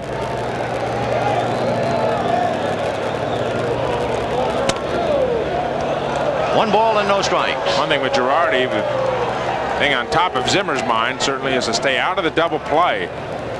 Bielecki is not a good hitting pitcher. There have been a couple of runs in his game in Chicago, but he is not known to be a good hitting pitcher. Girardi has only sacrificed once this year. In looking at Girardi's numbers, He has struck out a little more than twice as many times as he walked. He didn't play that much. 1 ball, no strikes. Dunston at first. Nobody out. Cubs have 3 good young catchers. Damon Berryhill, who has had shoulder problems. Girardi and Rona. Some of the talk around the playoffs, you see Damon Berryhill. The problems, not problems, are one of the possibilities that the Cubs trade one of their young catchers. Lock on the commodity. There goes Dunston. Hit and run ground ball right to Uribe, who was covering and gets the double play. If Uribe is not covering, that's a base hit to center field.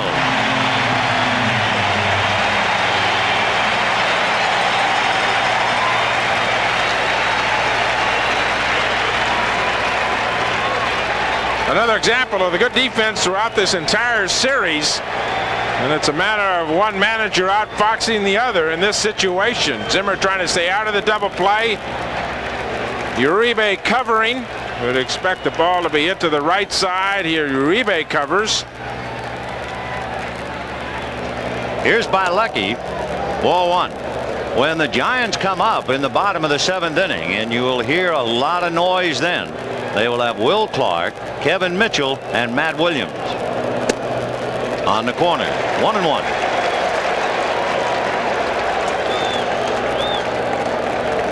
One nothing Chicago. 2 out, top of the 7th.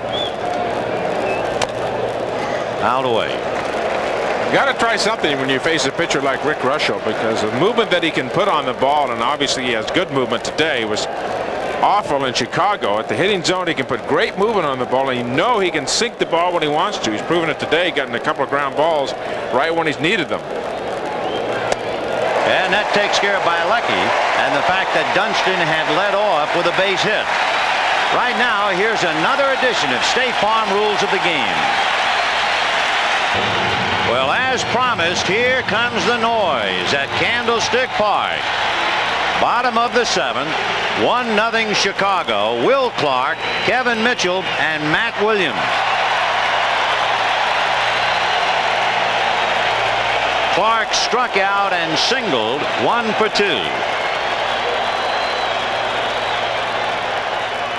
A drive to right in the corner. Dawson slipped momentarily, and it's off his glove. And Clark is into second base, and he's going to keep on going to third. He is in there.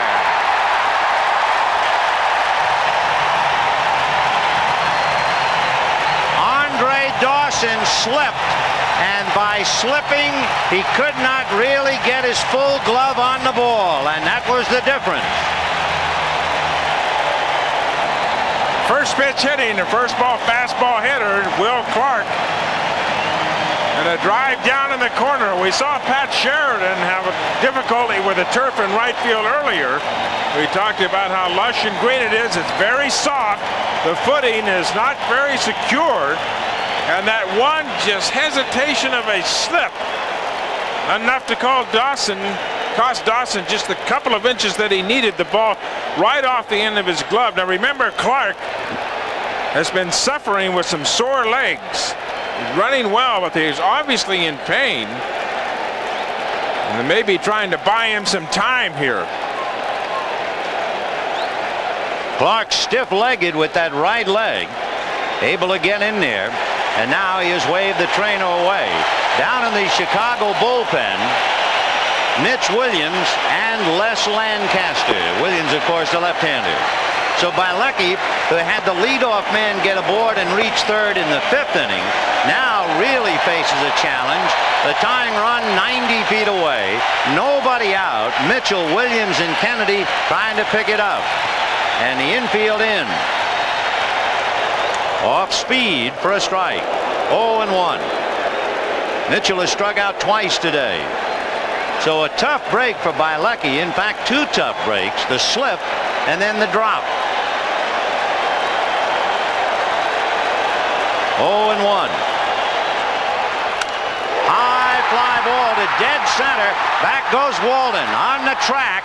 And coming in is Clark to tie it up 1-1.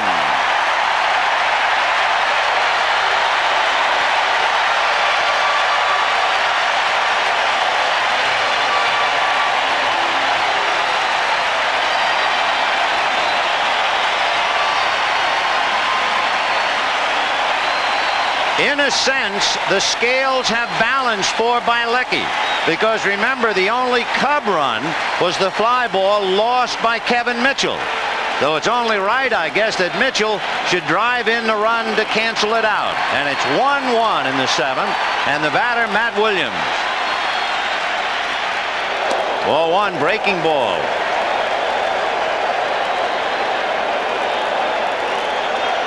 One run, 7 hits for the Cubs, who have wasted opportunities. 1 run, 3 hits for the Giants, who have not wasted opportunities and cashed in the run they needed. Ball 2.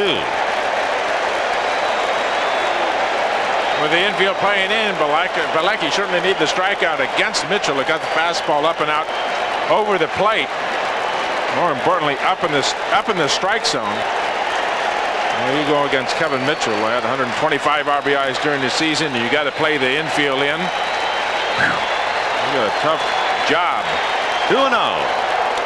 Ball 3. Bielecki has not had any help from his hitters. 3 times the Cubs had runners at first and third today and came up empty. 3-0 to Matt Williams. And there was certainly nothing automatic with his power that he was taking anything, especially a 3-0 fastball. Boy, he let it go too, didn't he? You saw Robbie Thompson earlier. I mean, let it go on a fastball. There are no half swings. They let her fly when they got a chance and get that fastball. 3-1. And another one. 3-2. Bielecki with a half a dozen strikeouts. He has allowed 3 hits. So Craig and Zimmer, the good buddies, are even in the game, but Craig a decided favorite, leading 3 games to 1.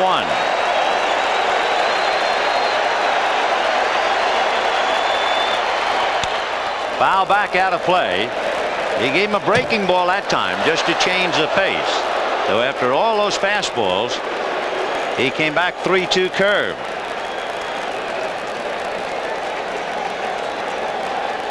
Williams got the 3-2 fastball last night off of Steve Wilson and hit it out of here. You can see how way out in front, changing speeds, and gets Williams way out. They'd be looking again from middle half in. And if you're going to throw it in there, you got to really pop it on the inside. 3-2. Fastball hit down the left field line, hooking, foul.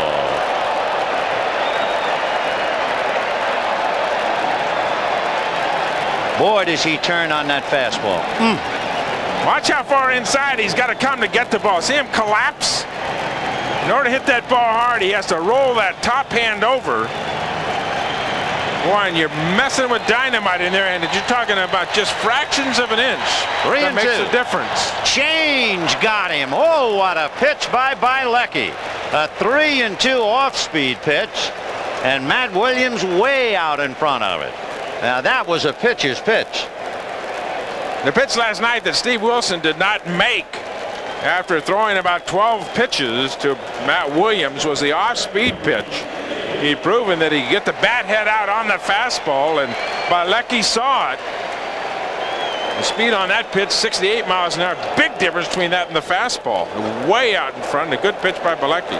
Strike 1 to Terry Kennedy. 2 down, 7th inning, a 1-1 tie.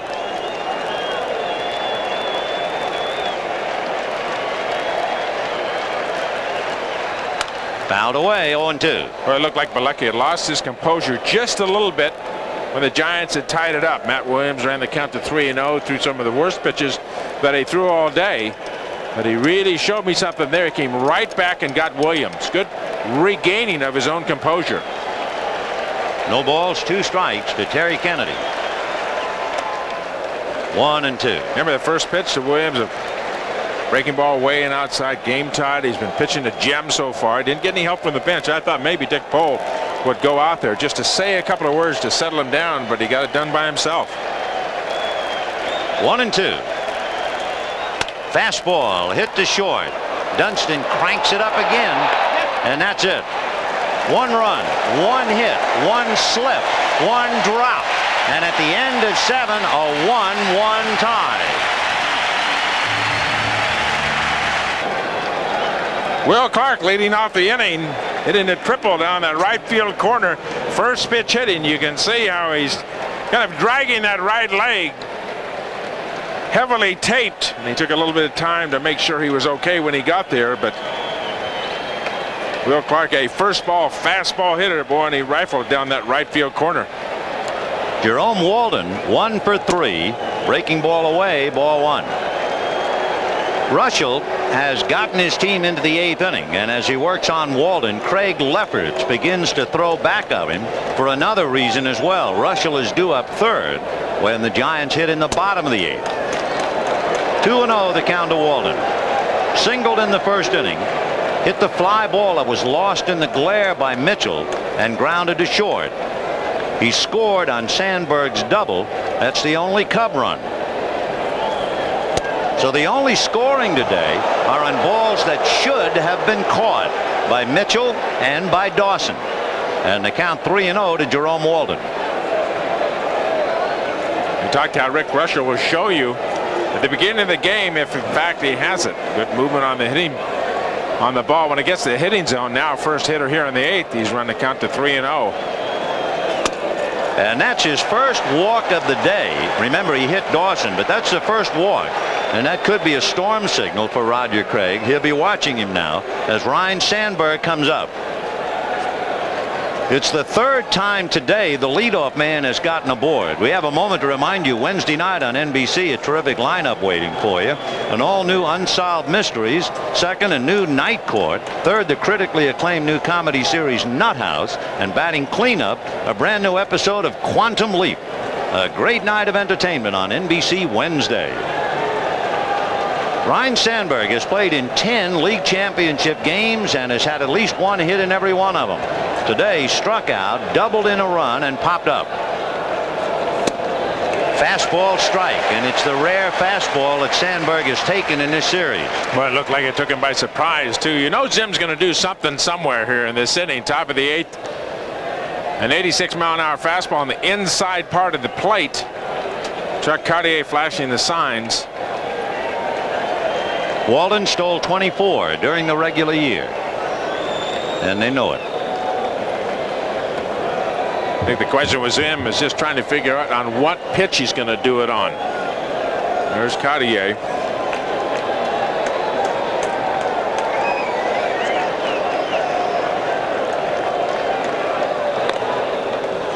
You can put a play on with Sandberg, and that's a luxury, despite the fact that Ryne had 30 home runs.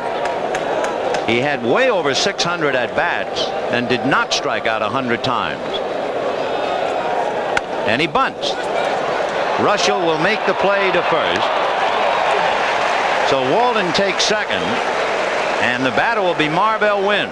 That is really an interesting bit of strategy. Here you have a great hitter in the number 2 slot, a 30 home run hitter. You're on the road, and yet Zimmer, known for playing wide open baseball, becomes very, very conservative. Maybe because he's down 3-1, but that seems very much unlike Don Zimmer. Took a very conservative approach indeed. I think big part of that is a compliment to Russell and the move that he has to first base. That is probably the one factor that made him put on the bunt in that situation. Sandberg hits the ball to the right side as well as anybody in the Cub lineup. Ball 1 to Marvell Wynn. Wynn playing for Dwight Smith. Fouled out to Kennedy. Flied to center and singled to center. He's 1 for 3. Walden trying to get a big lead, and the Giants, like bookends, trying to put a squeeze on him. Ground ball to the left side as Thompson has to go back to get it. And moving over to third is Walden. Thompson could not afford to put on a good fake. Had he, that ball was hit to his left side and it would have gone through. So here comes Mark Grace, and Kennedy is looking over to the dugout as if to say, what are we going to do? Remember, Andre Dawson is the next hitter. You don't think this is going to cause a meeting or two?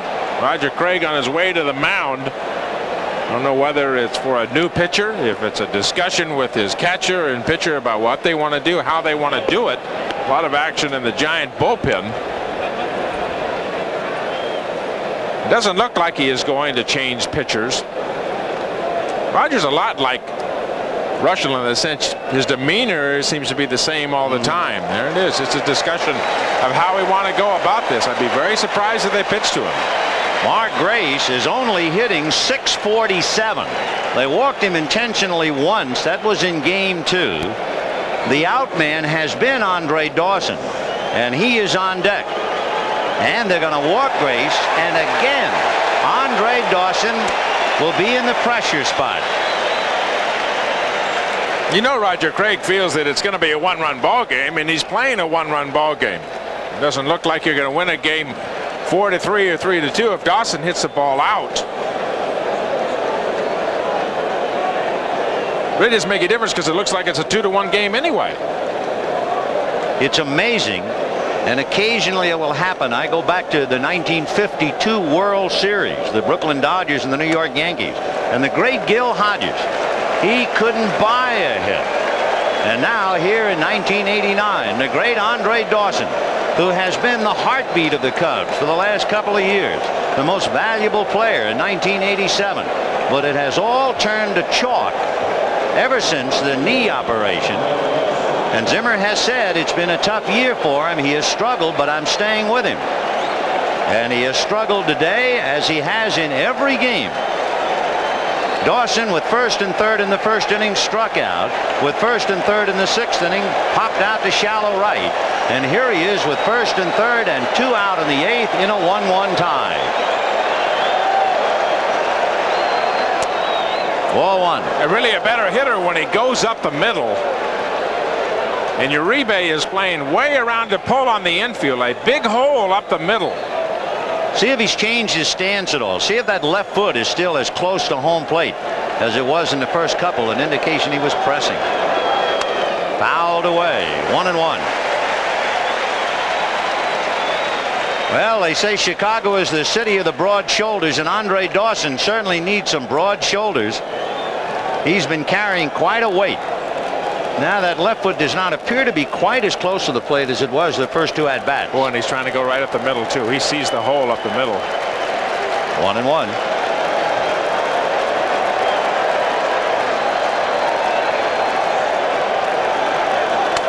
Foul back, out of play. That's another thing about when a hitter is struggling. It seems like he inherits a count. Every time you look up on the scoreboard, there's 2 strikes. And now the entire crowd up and at him yet again.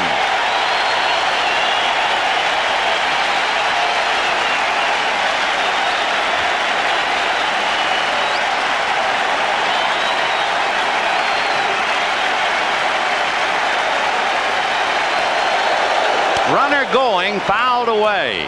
So they had Mark Grace going to take a force play away.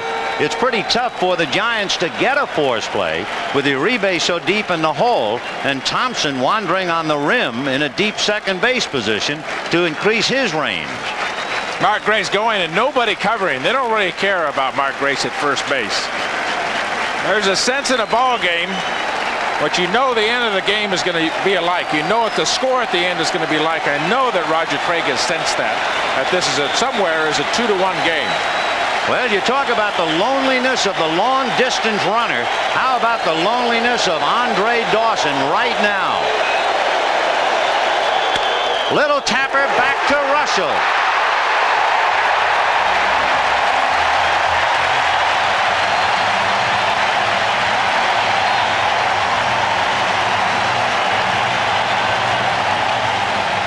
For the 3rd consecutive day, the largest crowd to ever see a baseball game at Candlestick Park. It's been 62,078, 62,065 in the first game, and somehow they've been able to shoehorn another 6 people in here today. 62,084 to see Ken Oberkfell lead off batting for Pat Sheridan. 1-1 in the 8th. 0-1. Oberkfell, who has boarded on the phenomenal for the Giants this year. The veteran with 18 pinch hits. Off speed strike, and the count 1-1.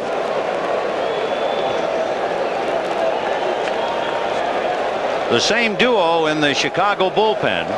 Mitch Williams and Les Lancaster, the right-hander. Ball 2. Well, like he just had 100 pitches. And the head of his hitters throwing strikes.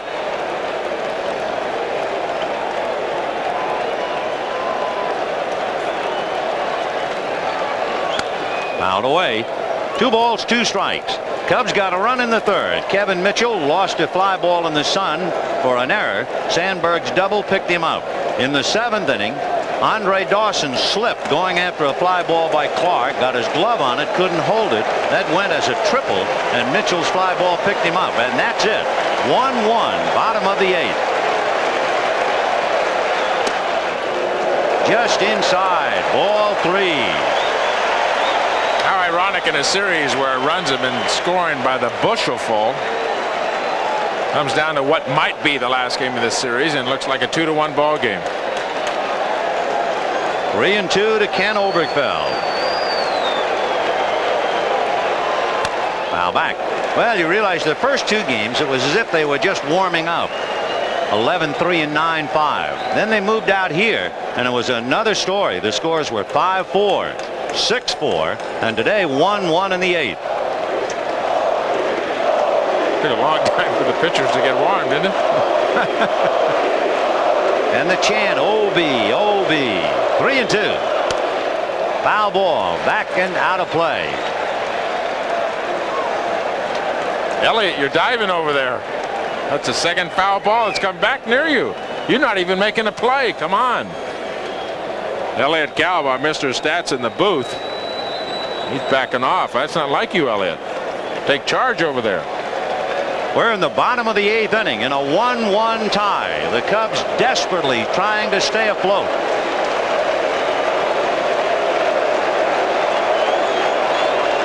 Fastball hit in the air to left field. Marvell Wynn is there. 1 out in the 8th. That will bring up Jose Uribe. If you're not keeping score and you wonder about the Cubs in the 9th inning, it will be Salazar, Dunston, and Girardi. And Mike Bielecki is due to bat 4th in the 9th inning. Another thing with Will Clark getting the triple, the base hit in the 7th, he ensured that he would at least come to the bat in the 9th.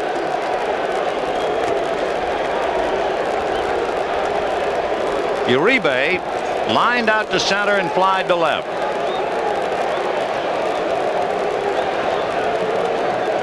Salazar about even with the bag at third. Grace guarding the line back of the bag at first. And Rick Russell out on deck. It could be that Uribe, who takes a strike, will determine Russell's future in the game. It could be if Uribe gets aboard, Roger is thinking of hitting for Russell, otherwise staying with him. Bedrosian down in the pen. 1-1 to Jose Uribe. So this would appear to be a very important at bat for Uribe, and we'll see about whether Roger has to make that decision.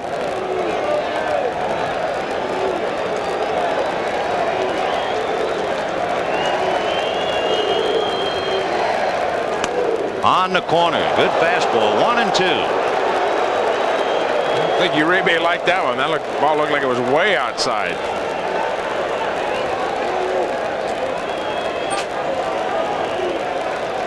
One ball, 2 strikes.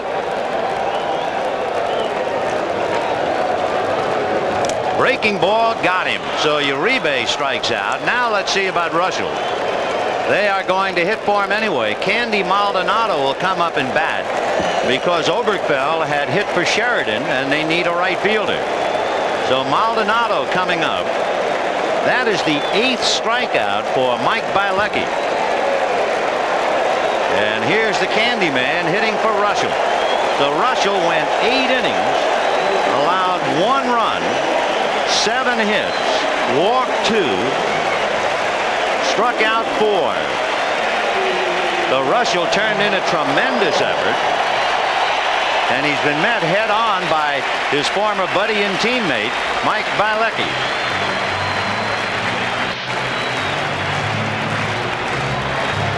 Roger Craig going not only with a right fielder to replace Sheridan, somebody that has some pop. Maldonado, good power. He can hit the ball out of here, and that's the kind of pinch hitter you would like with 2 outs and nobody on.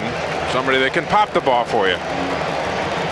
Maldonado has had only 5 at-bats against Bielecki all year. He's 0 for 5 in his career going up against a right-hander. In a situation here with 2 outs, nobody on, if you get Maldonado is going to hit the ball out of the ballpark as a pitcher, make him hit it out to right field. Don't make the mistake on the inside part of the plate where he can use his strength and hit it out to left. 1 ball and no strikes. Salazar very deep at third. The Cubs are not worrying about a bunt from Maldonado, who does everything well but run. Cubs concerned about the 2-base hit. Outfield is very deep. Infield is deep. 1-0. 1 ball, 1 strike. Maldonado had 7 base hits during the year as a pinch hitter. A couple of years ago, he set a Giant record with 17 pinch hits, and that was broken by Ken Oberkfell this year. Dick Cole, Don Zimmer sweating it out. 1-1, bottom of the 8th. Change, got it over. 1-2. Mike Bielecki has been able to change speeds, so every one of his pitches for strikes, Giant hitters have not been able to sit on any one pitch.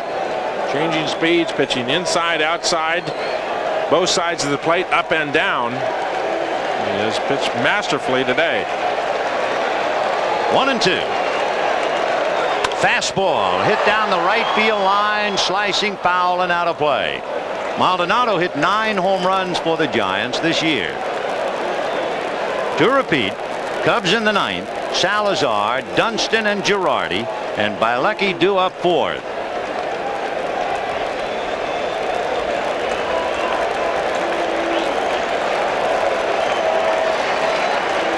One and 2 to Maldonado.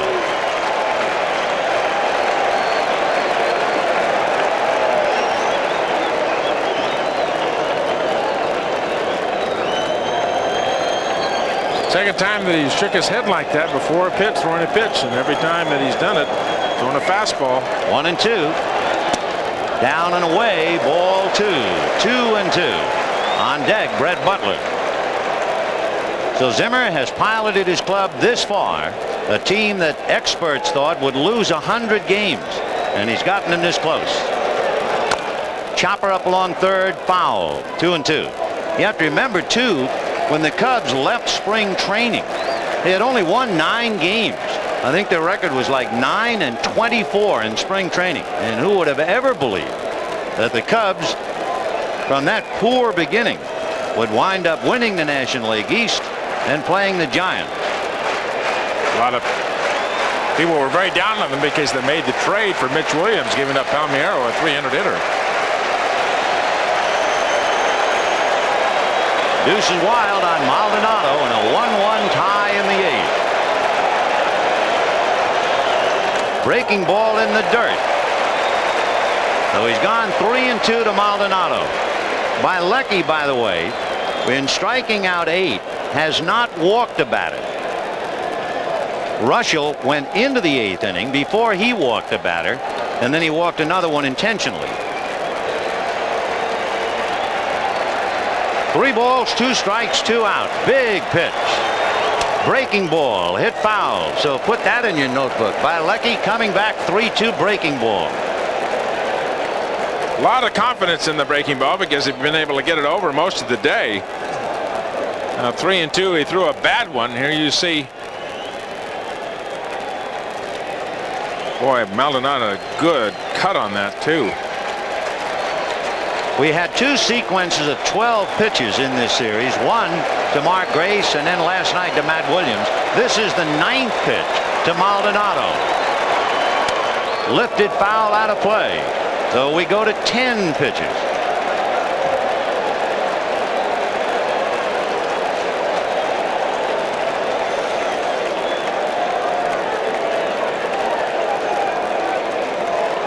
One, bottom of the 8th, 2 out, bases empty.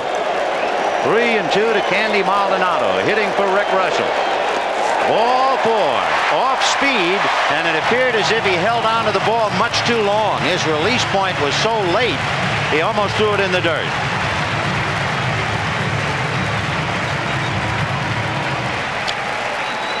Lucky on that last pitch, the breaking ball, you got a sense that, listen, I have a big, strong right-handed hitter up here. I've given him about 9 or 10 pitches.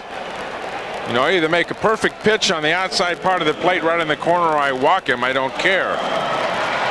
One of the things that Steve Wilson did not do last night, Matt Williams had fouled so many pitches off. His timing got better and better and better.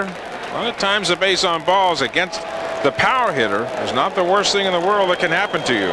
Remember, Maldonado, as Vinny said, does not have decent speed. Candy at first, 2 down, and Brett Butler the batter. Grace, however, is still on the bag, and they'll try to take a step away from Maldonado, hoping to convert it, if anything, into a force play at second. Butler is fouled out, grounded out, struck out, a man who has built a reputation, and deservedly so, of being a fine bunter, and he has not tried to bunt today. Ball 1. Bilecki under tremendous pressure, and might very well have spent a lot of petrol in the 7th inning when Clark tripled, and then he had to face Mitchell, Williams, and Kennedy. Zimmer satisfied with what he sees, and the count 1 ball and no strikes. However, Bilecki will be making his 24th pitch this inning, and we're late in the game, in the 8th.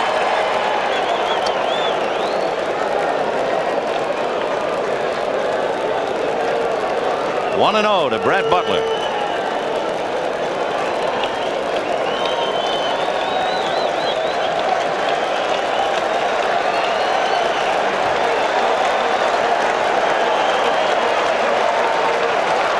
Fastball, and it's in there. It's the first time he's come back with that for a while after nibbling with Maldonado. 1-1. Cub defense playing to left. You're certainly in this situation.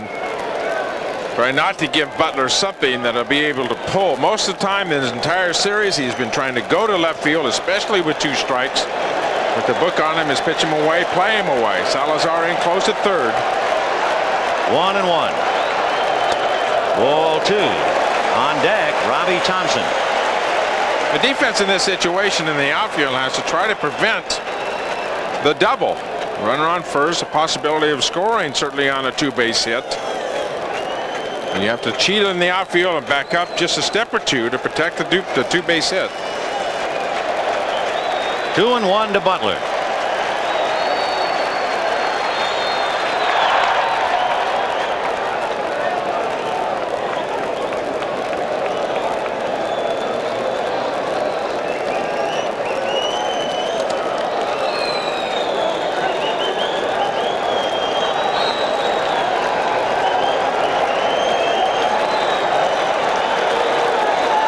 Two balls, 1 strike, 2 out. Fouled away, 2-2.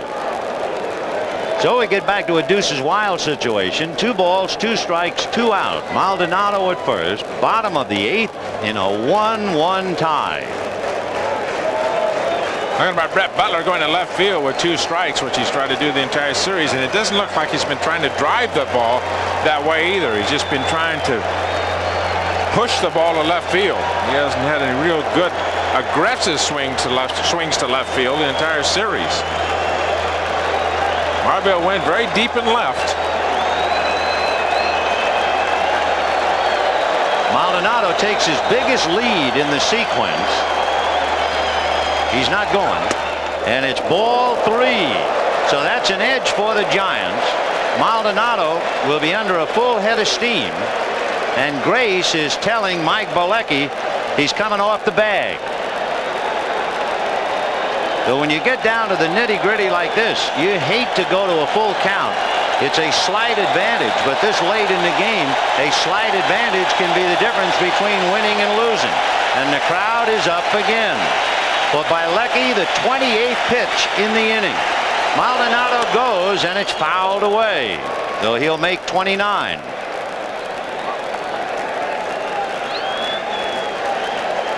This is a situation where the first baseman would really like to know what the pitch is.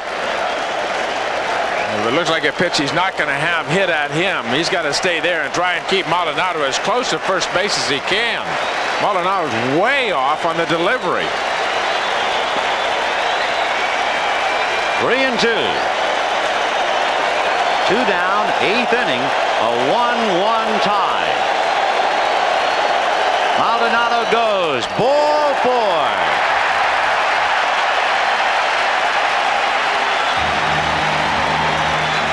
Don Zimmer going to the mound, and that might be enough.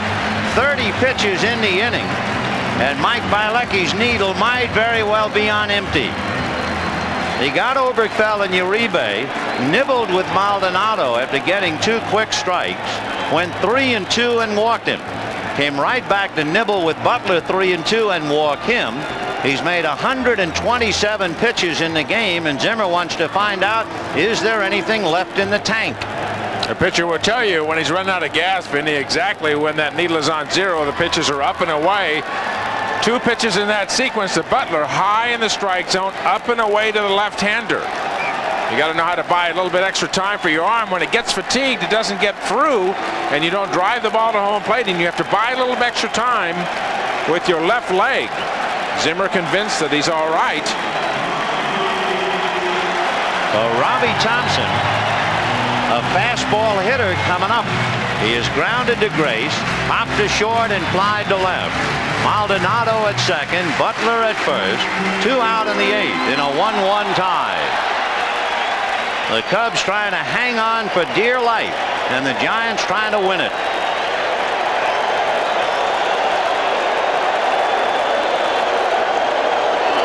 Breaking ball in the dirt. A good save by Girardi.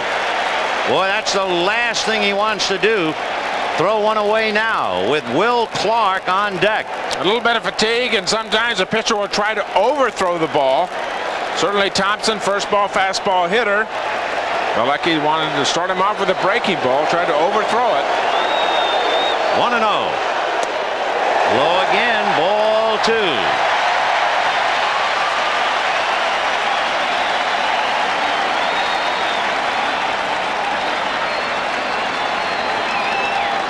Boy, what a sweat job this is.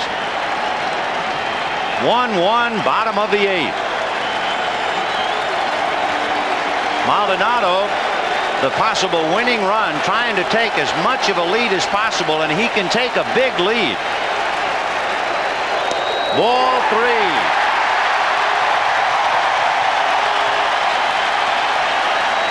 And waiting on deck is Don Zimmer's nightmare, Will Clark.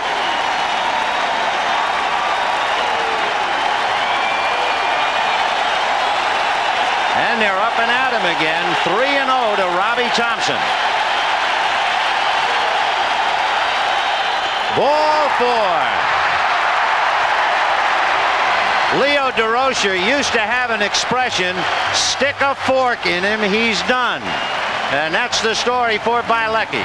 With 2 out, he walked Maldonado, he walked Butler, he walks Thompson. Now, will we have the classic confrontation? Will we have Mitch Williams pitching to Will Clark? Maybe. Mitch Webster is coming in, and the Cubs will make a couple of changes. Andre Dawson, who made the last out in the 8th inning, will come out of the game. And Mitch Williams will go in Dawson's spot. Mitch Webster will bat 9th, and the Cubs are hanging by a thread with 2 out, bases loaded in the 8th in a 1-1 tie. Well, you bet we'll be right back. I guess maybe we should have figured it would come down to this. Will Clark with a chance to win it. The bases loaded, 2 out, and the wild thing, Mitch Williams on the mound. Tremendous pressure on Williams to throw strikes, and he's had problems with the leadoff hitter. There's a strike. Mike Bielecki turned in a tremendous effort, only to walk 3 in a row after 2 are out in the 8th inning. 0-1 to Clark. He has singled and tripled, fouled away, and the count 0-2. We wondered when we would see Mitch Williams. Where was Mitch Williams? We saw him briefly once, but he is center stage now. Cubs are finally moving Jerome Walton over in center field. Park is trying to go to left field every time against the left-handers. Ball one, and Girardi, of course, handling that hard stuff from an erratic left-hander. There is tremendous pressure on young Joe to stay with it. Maldonado is at third. Butler is at second. Thompson is at first. And Will Clark hitting .632 in the series. High foul down the line and out of play, and it's still 1-2. Remember, they're still in ninth inning, and the Cubs will have Salazar, Dunston, and Girardi.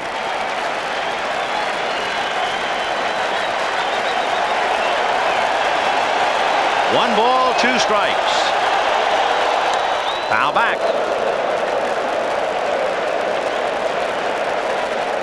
In every important series, there comes that very important moment where it's difficult to breathe, difficult to swallow.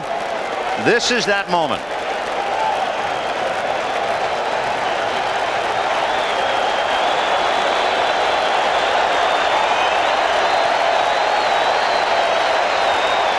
Line drive, base hit. In comes one. In comes Butler. Going to third is Thompson. 3-1, San Francisco.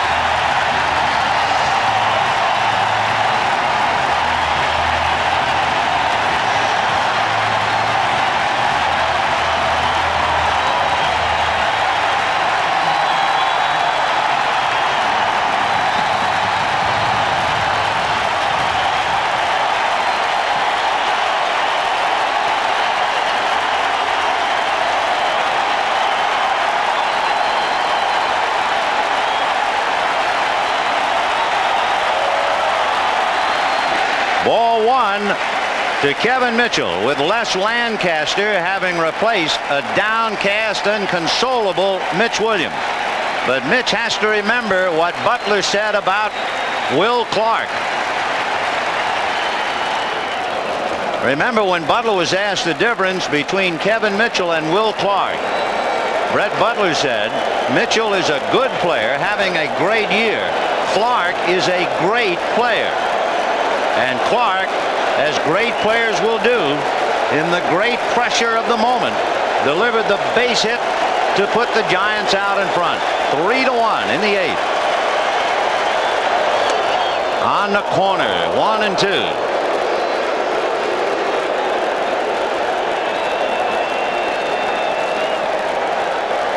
Three runs, 4 hits for the Giants. 1 run, 7 hits for the Cubs. Bottom of the eighth. 1-2. 2-2. In the inning, Oberfeld flied to left and Uribe struck out, and then suddenly Bielecki had run out of gas after a magnificent performance. He walked 3 in a row. Had the Cubs done any timely hitting, and they had the opportunities, he would have had a margin for error. Ball 3. But the Cubs wasted opportunities in the first inning, in the 4th inning, in the 6th inning, and in the 8th inning. And as they teach you in kindergarten, waste not, want not. And the Cubs have wasted, and they're wanting. Tom Seaver is on his way to the San Francisco Giant clubhouse, and Mike Schmidt has moved over to the Chicago Cub clubhouse as we try to cover the entire story on and off the field. There's ball 4 to load him up again.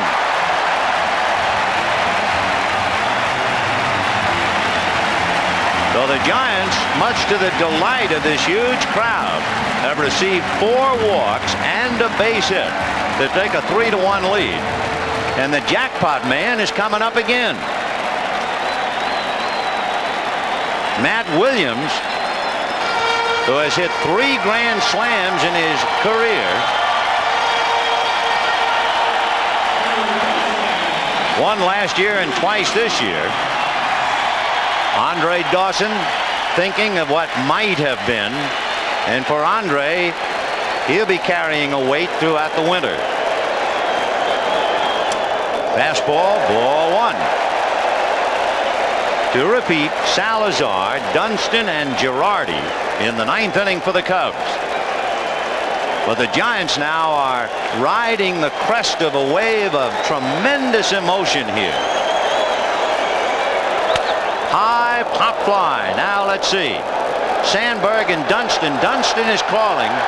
He's got it. However, thanks to 4 walks and a single by Will Clark, the Giants are 3 outs away from the World Series. Candlestick Park, a sea of emotion. 62,084 screaming for the sheer joy of making noise. As the Giants lead the Cubs 3-1, Andy Maldonado, who started off the 8th inning rally with a walk, is now in right field. Steve Bedrosian will be the new pitcher. So Bedrosian, who went head-to-head last night with the bases loaded in the 9th and struck out Andre Dawson, is now given the ball, asked to save this one for Rick Russell. Salazar, Dunston, and Girardi coming up. And this becomes somewhat of a bittersweet moment for all of us at NBC. It has nothing to do with the final score. It has everything to do with the fact, should the Cubs lose, this will be our last game on NBC Sports. 4-1. The Cubs, plagued by first baseman Steve Garvey in 1984, hounded and plagued by Will Clark in 1989. 1-1. There have been a lot of dedicated people trying to capture the flavor and the story of every game ever televised on NBC, and to each and every one of them a heartfelt thanks. Ball 2, 2-1.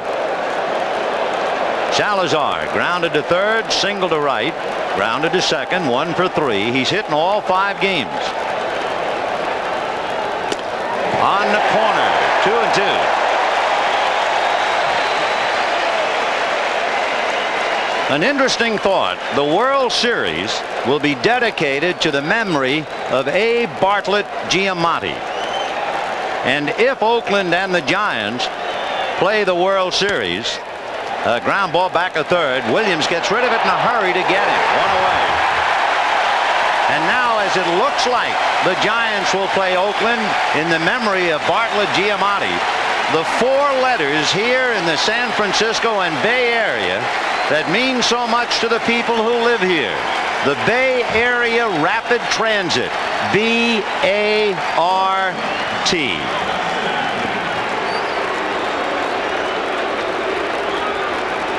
Sean Dunston hit back to the box, grounded into a double play, single to left in the 7th inning. Curtis Wilkerson is on deck to hit for Girardi. A strike. So the Cubs are frustrated and the Giants are euphoric. The Giants have reason to be happy, but the Cubs really do not have to feel let down. They had a magnificent year, considering how they turned the tables on the experts. A fly ball to Kevin Mitchell and Brett Butler. It will be Mitchell. And the Giants are 1 out away from their 2nd World Series, the other one in 1962. And what was it Studs Terkel said about Chicago and the Cubs? He said they're more endearing when they lose. They have a loser's quality. And what was it Mike Royko said? That the Cubs, like life itself, is a losing cause. That's why they have cemeteries in Wrigley Field.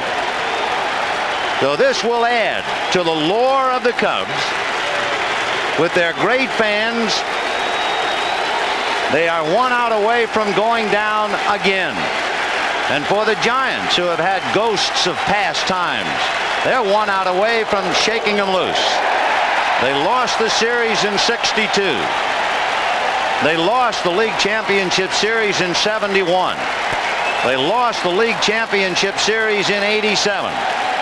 But the Giants now are 1 out away from brushing away all those cobwebs. 1-1 to Curtis Wilkerson.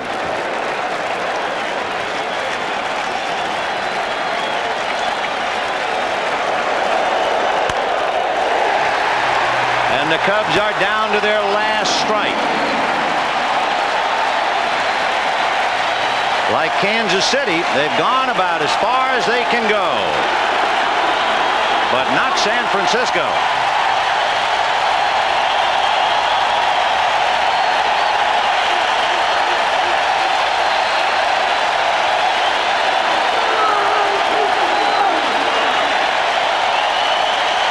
One ball, 2 strikes. Little looper into left field, base hit. So Curtis Wilkerson hits a flare into left field, a 2-out reprieve in the 9th inning. For the Cubs, their 8th hit, but they have left 7 men on today. The Oakland A's won yesterday and clinched with only 4 hits against Toronto, and the Giants are trying to clinch it today with only 4 hits. And the batter is Mitch Webster.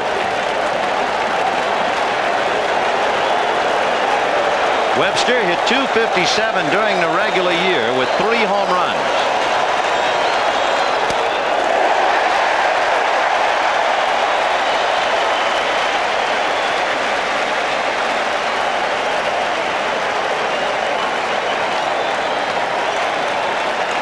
No balls, 1 strike. Line drive, base hit to center. And the Cubs, as they have done all year, refuse to go quietly into that good night. 2-out singles, and the batter will be Jerome Walton.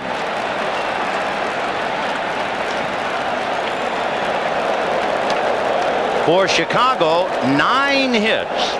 Everyone in the starting lineup, with the exception of Andre Dawson, a base hit. And once again, there's the thought about Andre shouldering all the pain and the frustration of the series. The man who has contributed so much to the Chicago Cubs. Jerome Walton singled, aboard on an error, grounded out and walked. Line drive into center, base hit. Here comes Wilkerson to score. Stopping is Webster, and the Cubs refuse to quit. It is 3-2 San Francisco.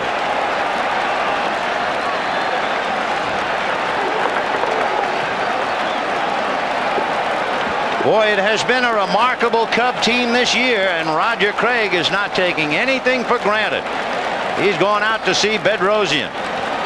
With 2 out, Bilecki walked 3 and then gave up the base hit. And with 2 out, Bedrosian has given up 3 consecutive singles. The Giants 3 runs on 4 hits. The Cubs 2 runs on 10 hits. What must be so frustrating for the Cubs, during the regular year, they left the fewest number of men on base in the National League. And they have squandered base hits like a sailor on shore lead in this series. And the batter will be Ryne Sandberg. With Webster, the tying run at second.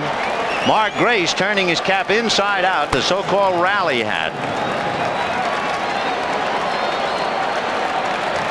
Sandberg struck out, doubled in a run, popped up, and sacrificed.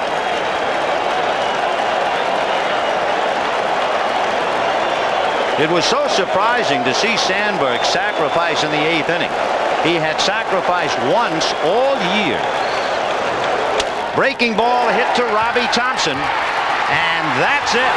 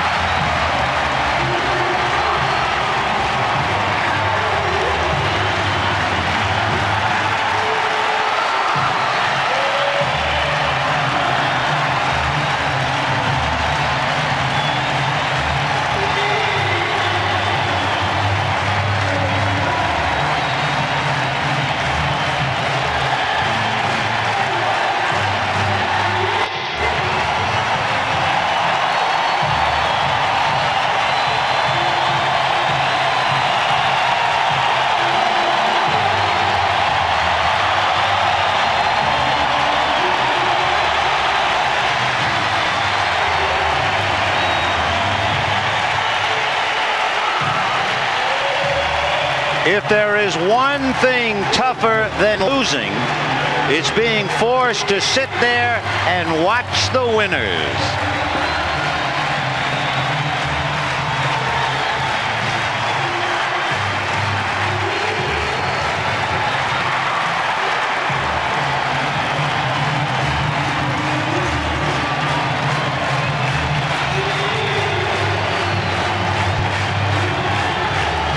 We'll follow the story into the locker rooms in a moment. And we will be right back. The San Francisco Giants and the Chicago Cubs have finished their work for the year against each other. For the Giants, it now means on against the Oakland A's in the World Series, and the Bay Area Series will become the 12th Metropolitan Series in baseball history. Ironically, the first Metropolitan World Series involved the Chicago White Sox and the Chicago Cubs back in 1906. New York pretty much had a handle on it. 1944, a war year, St. Louis had a Metropolitan Series. In 1971, the A's won the title and lost to Baltimore. The Giants won the West but lost to Pittsburgh. The A's smarting from the defeat last year to the Dodgers. The Giants lost their only World Series as San Francisco Giants to the New York Yankees. So it is a new page for the 1989 World Series.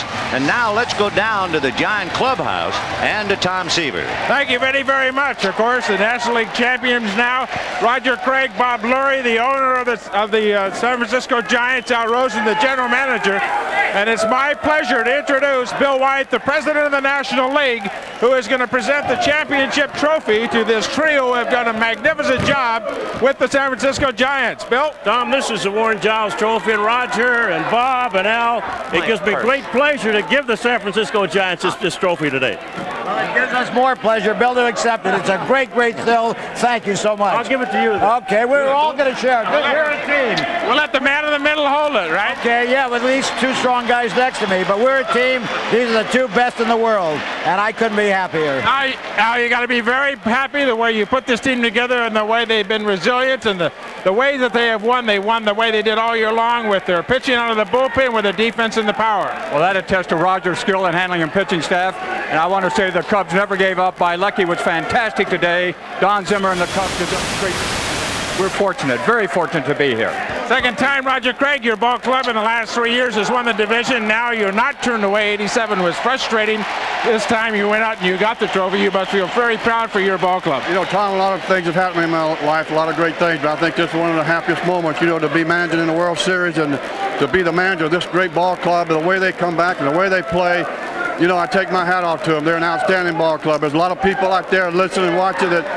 We want to thank you for all the support and everything, and it's great to be the champions. Now we've got to go to see what we do with Oakland. We know that there must be a touch of sadness, as we talked about through this entire series, because of your closeness with Don Zimmer. There could only be one winner between the two of you. Well, the first thing we said before it all started, I said, Don, one of us going to manage in the World Series, and nobody really loses here. Don's a great manager. What a magnificent job he did with that ball club all year. Nobody expects him to go higher than third or fourth place, but I take my hat off to the Cubs. Big battles, and they were very tough. It was a lot tougher than what it seemed like. One of those things that I noticed, you had a lot of difficulty with Mark Grace getting him out. The biggest adjustment I saw was how you pitched to Ryan Sandberg. The first couple of games, a lot of fastballs. After that, a lot of breaking balls. I think that was a big difference in the series, how you began to pitch to Sandberg. Well, we know he's a fastball hitter, and sometimes we got behind him with breaking balls, and we had to come in and he hit it. But we got him out with breaking balls, and that's why I left Bedrosian in there, because, you know, Bedrosian's got a good hard slider, and that's what he got him out on. What do you think about the Oakland Athletics? Well, they're a great team, you know, but we're a good ball club, too. We're just going to have another big dog fight. I can't wait. All right. Congratulations, Roger. Nice going. Hello, Will. Nice going. Congratulations. Come up here. Get in the middle, big boy. You are center stage. A lot of people don't know who this man is if you live on the East Coast, but he is a hero on the West Coast. It is my pleasure. We're going to present Will Clark with the National League Championship trophy. This is Matt Murphy from Chevrolet. Matt, it's my pleasure. Congratulations on an outstanding series. Thank Unbelievable. You, Thank you. On behalf, go ahead. I appreciate Chevrolet sponsoring us and giving us an award. Great. Well, on behalf of Chevrolet, it's my pleasure to be able to present to you the most valuable player trophy for this year's National League Championship Series. Outstanding job. In addition to the trophy, we're also going to donate a 1990 Chevy Astro van you can donate to your favorite charity. Congratulations again, and best of luck in the World Series. I appreciate that, and thank you again to Chevrolet and United Way. You're going to get a van. Thank you. Very good, Will. No, I want you to take a moment with us. We can't see the replay, but you can talk about it. The big base hit of the game today, bases loaded against Mitch Williams. You fought off a couple of pitches that were tough and got a pitch to handle and drove the ball up the middle. I was just trying to hang in there. You know, Mitch is a gamer. I mean, you got to tip your cap to him. I mean, he's done it all year long. He's come in clutch situations and gotten guys out, and he does that by going right at people, and I got to tip my cap to him.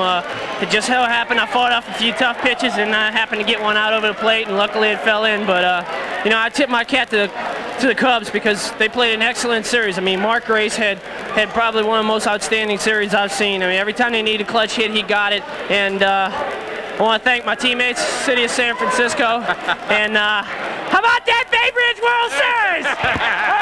How about the home run in game number 1, the huge game that you had, first game in Wrigley Field? I mean, it's a career day, career evening that you had the Grand Slam in Wrigley Field. Well, the Grand Slam was great, but this is the sort of icing on the cake because this is the one that puts you over the hump and puts you in the series. And game 1 was great, but I like game 5 a lot better. A lot more fun today. A lot better. One of the things a lot of people don't realize, a complete player. I mean, you made outstanding defensive plays on the field. Throws a second, throws a third, throwed to home, more than just a slugger. Well, thank you. I appreciate that. I got to credit Bob Lillis with that. He's worked a lot with my defense, and I give him and Robbie Thompson all the credit because Robbie's made my job a lot easier over on first base with as much ground as he covers, and I tip my cap to those gentlemen for the great work that they've done. Very quickly, what do you think of the Oakland pitching staff? They got a great pitching staff and a great offense, but it's no different than the Chicago Cubs. We got to go out there, we got to play our own ball game, and hopefully we'll wind up on top. Well, congratulations. Thank you, Tom. All right, Vinny, the word from the National League champion San Francisco Giants in their locker room, a very happy spot. Back to you, Vinny. In 1982, in football, there was the catch, as they call it in San Francisco, the winning touchdown from Joe Montana to Dwight Clark. And in 1989, the thrill, the hit by first baseman of the Giants, Will Clark. Since this is indeed a sad moment for us as we sever our relationship with baseball for a while at least, we would like to ask your indulgence and let us take this time to thank a lot of people. Terry O'Neill, John J. Filippelli, Kenneth Edmondson, Andy Rosenberg, John Gonzalez, Marilyn Altman, Ken Harvey, Mike Stremiski, Lenny Stucker, Les Dennis, Doug Grabert, Tommy Roy, Ricky Diamond, Brian Sheriff, Bucky Gunts, Kevin Smolin, Jeff Simon, Ramon Plaza, Joe Michaels, Steve Rosen, Fran Bellini, Ellis Toney, Elliot Kalb, Steve Horn, and a special thanks to Harry Coyle. And to all the marvelous and wonderful cameramen and technicians who have represented NBC over the 42 years of baseball broadcasts. And I think we could sum it all up. Each and every one of us, we gave it our best shot. As did the Giants and the Cubs. And it's the Giants who go to the World Series, beating the Cubs 3-2. And we get the BART Series, the Bay Area Rapid Transit, the series that will be played in memory of Abe Bartlett Giamatti. There's a sweetness to that thought. It's over for us. Time to surrender the stage, and the Giants have won the pennant. For Tom Seaver and for Mike Schmidt, this is Ben Scully saying so long for the last time from San Francisco.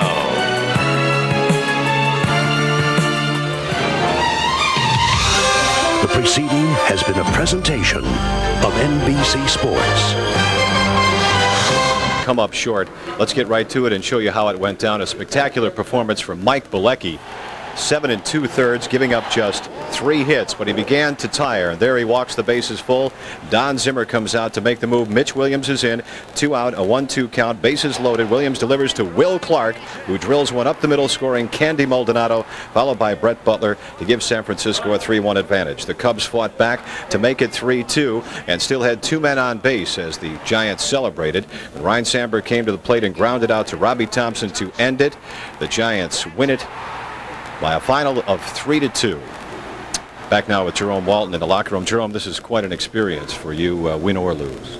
Yeah, it was. You know, it was something that a lot of people don't get a chance to do, is they play in the playoffs, and somehow I got a chance to play my first year.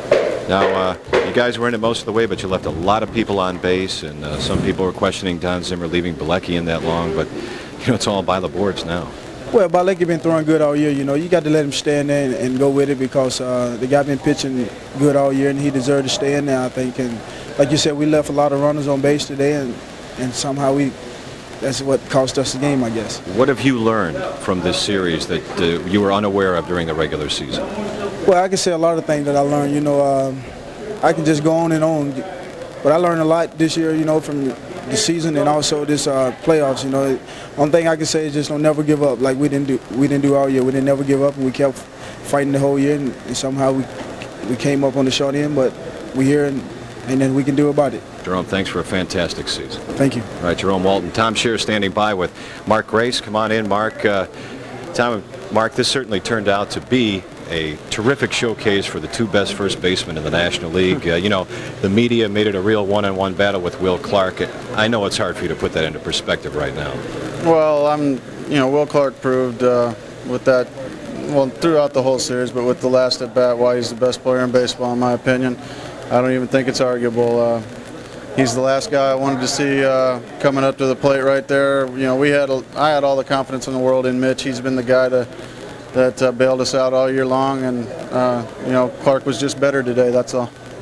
You were 11 for 17 in the series. It seemed every time they needed a clutch hit, you got it. You reached base with some walks. You look back on this, can you be satisfied with what you did, even though the team loses 4-1? Well, I can be satisfied with what I did, but I obviously didn't do enough. You know, it's a sad ending to just a wonderful season. I couldn't be prouder of my teammates. I couldn't be prouder of our coaching staff. I'm sure they feel the same way. I couldn't be happier for Fry and Zimmer. They made the moves to make this a great ball club, and we are a very good ball club. We just couldn't quite get over the hump out here. As we pushed and shoved out there, Don Zimmer wanted the doors closed, and what did he say to you guys before we all came in here? Oh, he just wished us a wonderful winter, and he thanked us for a great year. There's a school of thought that the Cubs were a good team this year, that had a lot of breaks and had a lot of key performances that all came together, and that next year it'll be even tougher for this team to accomplish this. As you look into the future, if that's possible now, what has this team learned and how has it matured through this process? Well, this team's learned to battle. You know, there's 2 outs in the 9th, and Bedrosian on the mound, and Wilkerson gets a 2-strike hit. Mitch Webster comes off the bench and whacks a base hit. The Rookie of the Year, Walton, comes on, bang. You know, it went down to the wire. You know, this team never gives up, and we weren't about to give up today. And that's the mark of a championship team, is never say die. And I think the New York Mets did it for 1988. They were always coming back, and maybe we were that team this year that had the ability to come back and get some wins when everybody counted us out. Well, one other note, on a personal note, win or lose, you and this team have been cooperative and you've been upfront guys all year, and we do appreciate that. Thank you. Thank you very much. Mark, thanks for the thrills. Go Bears. Yeah, go Bears is right. Ronnie Carroll will be back with more live from the Candlestick Park locker room in a minute. All right, thanks, Great Mark. attitude, too. Thanks very much, Mark. I think as we wrap up this baseball season, we should switch to Wrigley Field. Marianne Bergerson is there live. Marianne? Ron, everywhere in Wrigleyville today you could hear just one more chance. Let the Cubs come back here and maybe they could sweep the Giants, but that was not to be. Still, the fans, when they watched today, they were hoping for the best because they are eternal optimists. Cub fans at Murphy's bleachers watched like expectant parents, anxious but optimistic with a one-run lead early on. The Columbus Day holiday gave baseball fans an excuse to skip work, order a hot dog, sip a few cold ones, and hope for the best. We're three of the original Murphy bleacher buns, and so we want to be back up there on the rooftop come Wednesday. Fans hope to rewrite Cub history. As painful as it has been over the many years, I wouldn't have it any other way. And I want to see and know what it feels like to be world champions. That's why we're here cheering them on. Vendors like Bill Dowell are taking it easy, while he's praying for at least one more day to cash in on Cub Mania. Sunday night's loss is hard to shake. It's a day of mourning. It's like the day after the burial. Those who depend on Cub fans for sales have one eye on the game and say the playoffs have been sweet. It's just wild. I mean, it's packed. We have to move the racks back because there's so many people. It's crazy. While outside the friendly confines, all is quiet during game time. Inside favorite Cubby sports bars, the fans are roaring with every Giant out. I think the Cub fans won't give up because all year they've been coming back and coming back with no outs. Like the San Francisco game in July, they came back in the 9th inning, came back and won the game. So I think at any time this team can explode and win the series. Not this time, even though the Cub fans are dejected. They say last spring they never expected to see the playoffs. So while no one likes to lose, they are proud of the Cubs, and they say, bring on the Bears. Ron and Carol? All right, thank you, Mary Ann. We should be proud of the Cubs. We go right now to Ray Suarez, who's at a downtown gathering spot. Ray? Carol, while Mary Ann just got to spend some time with a holiday crowd, I'm with the suit and tie guys. I'm at Alcock's in the shadow of the Merc, the Board of Trade, and the Midwest Stock Exchange. And Chicagoans, those of us who did have to work, had to be big kids today. While the school kids stayed at home and watched, the big kids had to figure out how to follow the game. Hundreds of thousands of Chicagoans still had to go to work today, doing the bewildering number of jobs they do, and still finding a way to keep up with the balls and strikes. Curtis Martin brings the game with him as he delivers packages around the city. Yeah, we need three. We need this one, and we come back to Wrigley Field, and when we come back to Wrigley Field, we'll be able to, I think we can pull it out. The people who run Silo at Marshall Fields would be happy if the TV department was this full all the time. But today it's a convenient place to update the score if you're just passing through. I was downtown, I didn't know where I could go to see the game, and then it hit me. There'd be several TVs down here. There aren't any televisions in Marshall Field's collection department where Dan really works, so he heads to electronics for his lunch hour. Upstairs, yeah, everybody walking around is always asking and trying to find out what's going on. At a Loop discount store, a 4-inch screen keeps the staff up to date. Everybody hope. Yeah, we hope. Here's a happy group. The Cubs are winning, nothing's on fire, and they're getting holiday pay for being here. But they know the good times could end in a flash, either with a fire or a few giant runs. Larry Bush is on an outing with his sons. His cherished vacation snaps cover this unlikely portable radio. But it works. So small enough to carry around and not bother a lot of other people. And I hope Larry didn't have to get the bad news over his family picture radio there. Everybody here isn't necessarily a Cub fan, but they are baseball fans. Does this great 9th inning in this game, where they almost pulled it out, take a little of the sting out of the loss? Great game. Classic confrontation. Williams versus Clark. Couldn't ask for a better game. Best 4-1 series I've ever seen in my life. Do you think the second guessing has already started on Zimmer and Bielecki? Easy game to second guess. Zimmer played it exactly as I would have. Oh, well, you would have lost too then. This guy says he's a Cub fan. Now, you're not too optimistic about next year. Well, nobody's been able to repeat in the National League in a while, so I've got concerns, and I just hope that this defeat didn't hurt them for next year. Before he said 4th place Cubs. Okay, reporting live from Alcock's, Ray Suarez, Channel 5 News. All right, thanks very much, Ray. We'll get back to San Francisco and have more on the Cubs when we continue our coverage in just a moment. That's why they're the champions. They I mean, if you look back through the series, I think they got a lot of their scoring has come with 2 outs, and that shows the quality of the ball club that they have. You know, it's never say die, and they just go out there and come at you from all ways. And you know, I just wish them well. I guess you can say the same thing about the Cubs. You almost pulled it out of the night. Well, you know, everyone in here shouldn't hang their heads. We're very disappointed right now, but and there's a lot of good guys on this team that had tremendous years and can go home and really think about it that we had a hell of a season, and you know, but the Giants had a better season and they deserve it. Okay, that was Mike Bilecki. Now we have Howard Sudbury out in San Francisco on the field, and it's a little bit more quiet out there right now, Howard. Yeah, Johnny, it is quiet, but not many of the fans have left as of yet because they've been putting the Giant interviews up on the big scoreboard out there from the press room inside. The champagne is flowing, such a contrast. You heard Mike Bilecki. I talked to him a minute ago. He sat in the dugout for 10 or 15 minutes after the game and didn't move.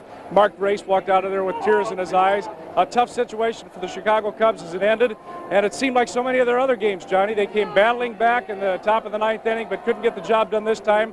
Mike Bilecki said that he wishes they go on and win the World Series now, the Giants, because they came up with the big hits, but he did a good job. It just didn't work out the right way. Okay, Howard, we will come back to you at 5:45 with some more interviews, okay? Okay, Johnny. Howard Sudbury out there in San Francisco, and boy, you have to hand it to Will Clark. Mitch Williams had him 0-2, 1-2. He fouled off about 3 or 4 and then finally got the hit. He wound up 13 for 21 for the series. Wow. Obviously will be most valuable player of the series. Of course, Mark Grace had a great series too. We'll have more on the Cubs and the Chicago Bears coming up later. Weren't throwing for quite a while. You were watching the ball game. I was loose. I was definitely loose. That's why I was standing there.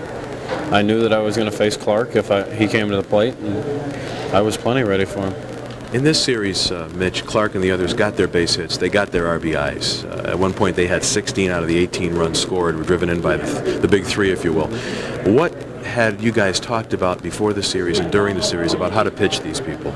You have to make pitches to them. I mean, you aren't going to get them out one way consistently. You have to get them out a number of different ways, and there's no one set magic cure to get Will Clark and Kevin Mitchell out. So you have to go out there and mix your pitches, and they played very well. I'm not going to take anything away from them. They played outstanding. This was an improbable year for the Cubs, an upset year to get to the National League playoffs. 3 close games here in San Francisco. The bases were loaded after 2 were out in this 9th inning today before Ryan ended the game. When you look back on this, will you remember the comebacks and the heart that the team showed, or will you remember the fact that you guys didn't get to the World Series? I'm not going to remember. I certainly won't remember that last pitch. I mean, I've had more fun this year playing in the Chicago Cubs uniform than I've ever had playing baseball, and I'm going to remember everything that's happened. I'm going to remember Mark Grace's home runs, everything. It's been great. Mitch, thanks a lot for rocking Wrigley Field for us, and thanks for joining us during this series. All right, Mitch Williams for Tom Sherry, Mark Giangreco, Ron Akira. We'll be back at 6 with more. For now, Mark Giangreco live at Candlestick Park. Yeah. Great. I wish. Thanks very much. Thanks very much, Mark. Joining us now is baseball great Jimmy Pearsall, who's been helping us analyze this thing from the start. Had to be a great year for you because you worked with some of these rookie kids in spring training this year. You see them develop. You see them have a wonderful year like this. And then this last sad moment. Yes, I think I remember driving in a car a few moments ago thinking about sitting next to Zimmer outside the dugout in spring training, and we were terrible. We were terrible trying to figure out how the heck are we going to be able to be respectable. Then I had this kind of a year. The fans really wanted to win, but I think they got to realize that this has been a super year, and I think as far as I'm concerned, all these young players are going to be better next year. The experience in the playoffs has got to be outstanding for them to make them better players next year. The heartbreak of this game seemed to be, for me and for a lot of other people, Andre Dawson, because he is a consummate athlete and cares deeply and couldn't do it. Well, Carol, you know, baseball brings you to your knees. The base on balls, the player that once played so well, he was a good player, but all of a sudden he loses it for about a couple of weeks, and this is a couple of weeks he's been bad. But let me tell you, he gave you your all, and I would have wished he could have pitched, had Sandberg hitting behind Grace, because he was going so well, to get him out of the situations he was getting into, because where he was hitting, every play was big for him. Jimmy, thanks very much. One other thing, it's been a team full of class. This really has been a bunch of nice people all year long. Let me tell you that this year, the Cubs did not do it.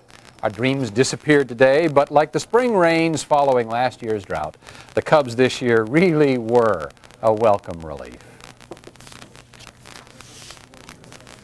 Don't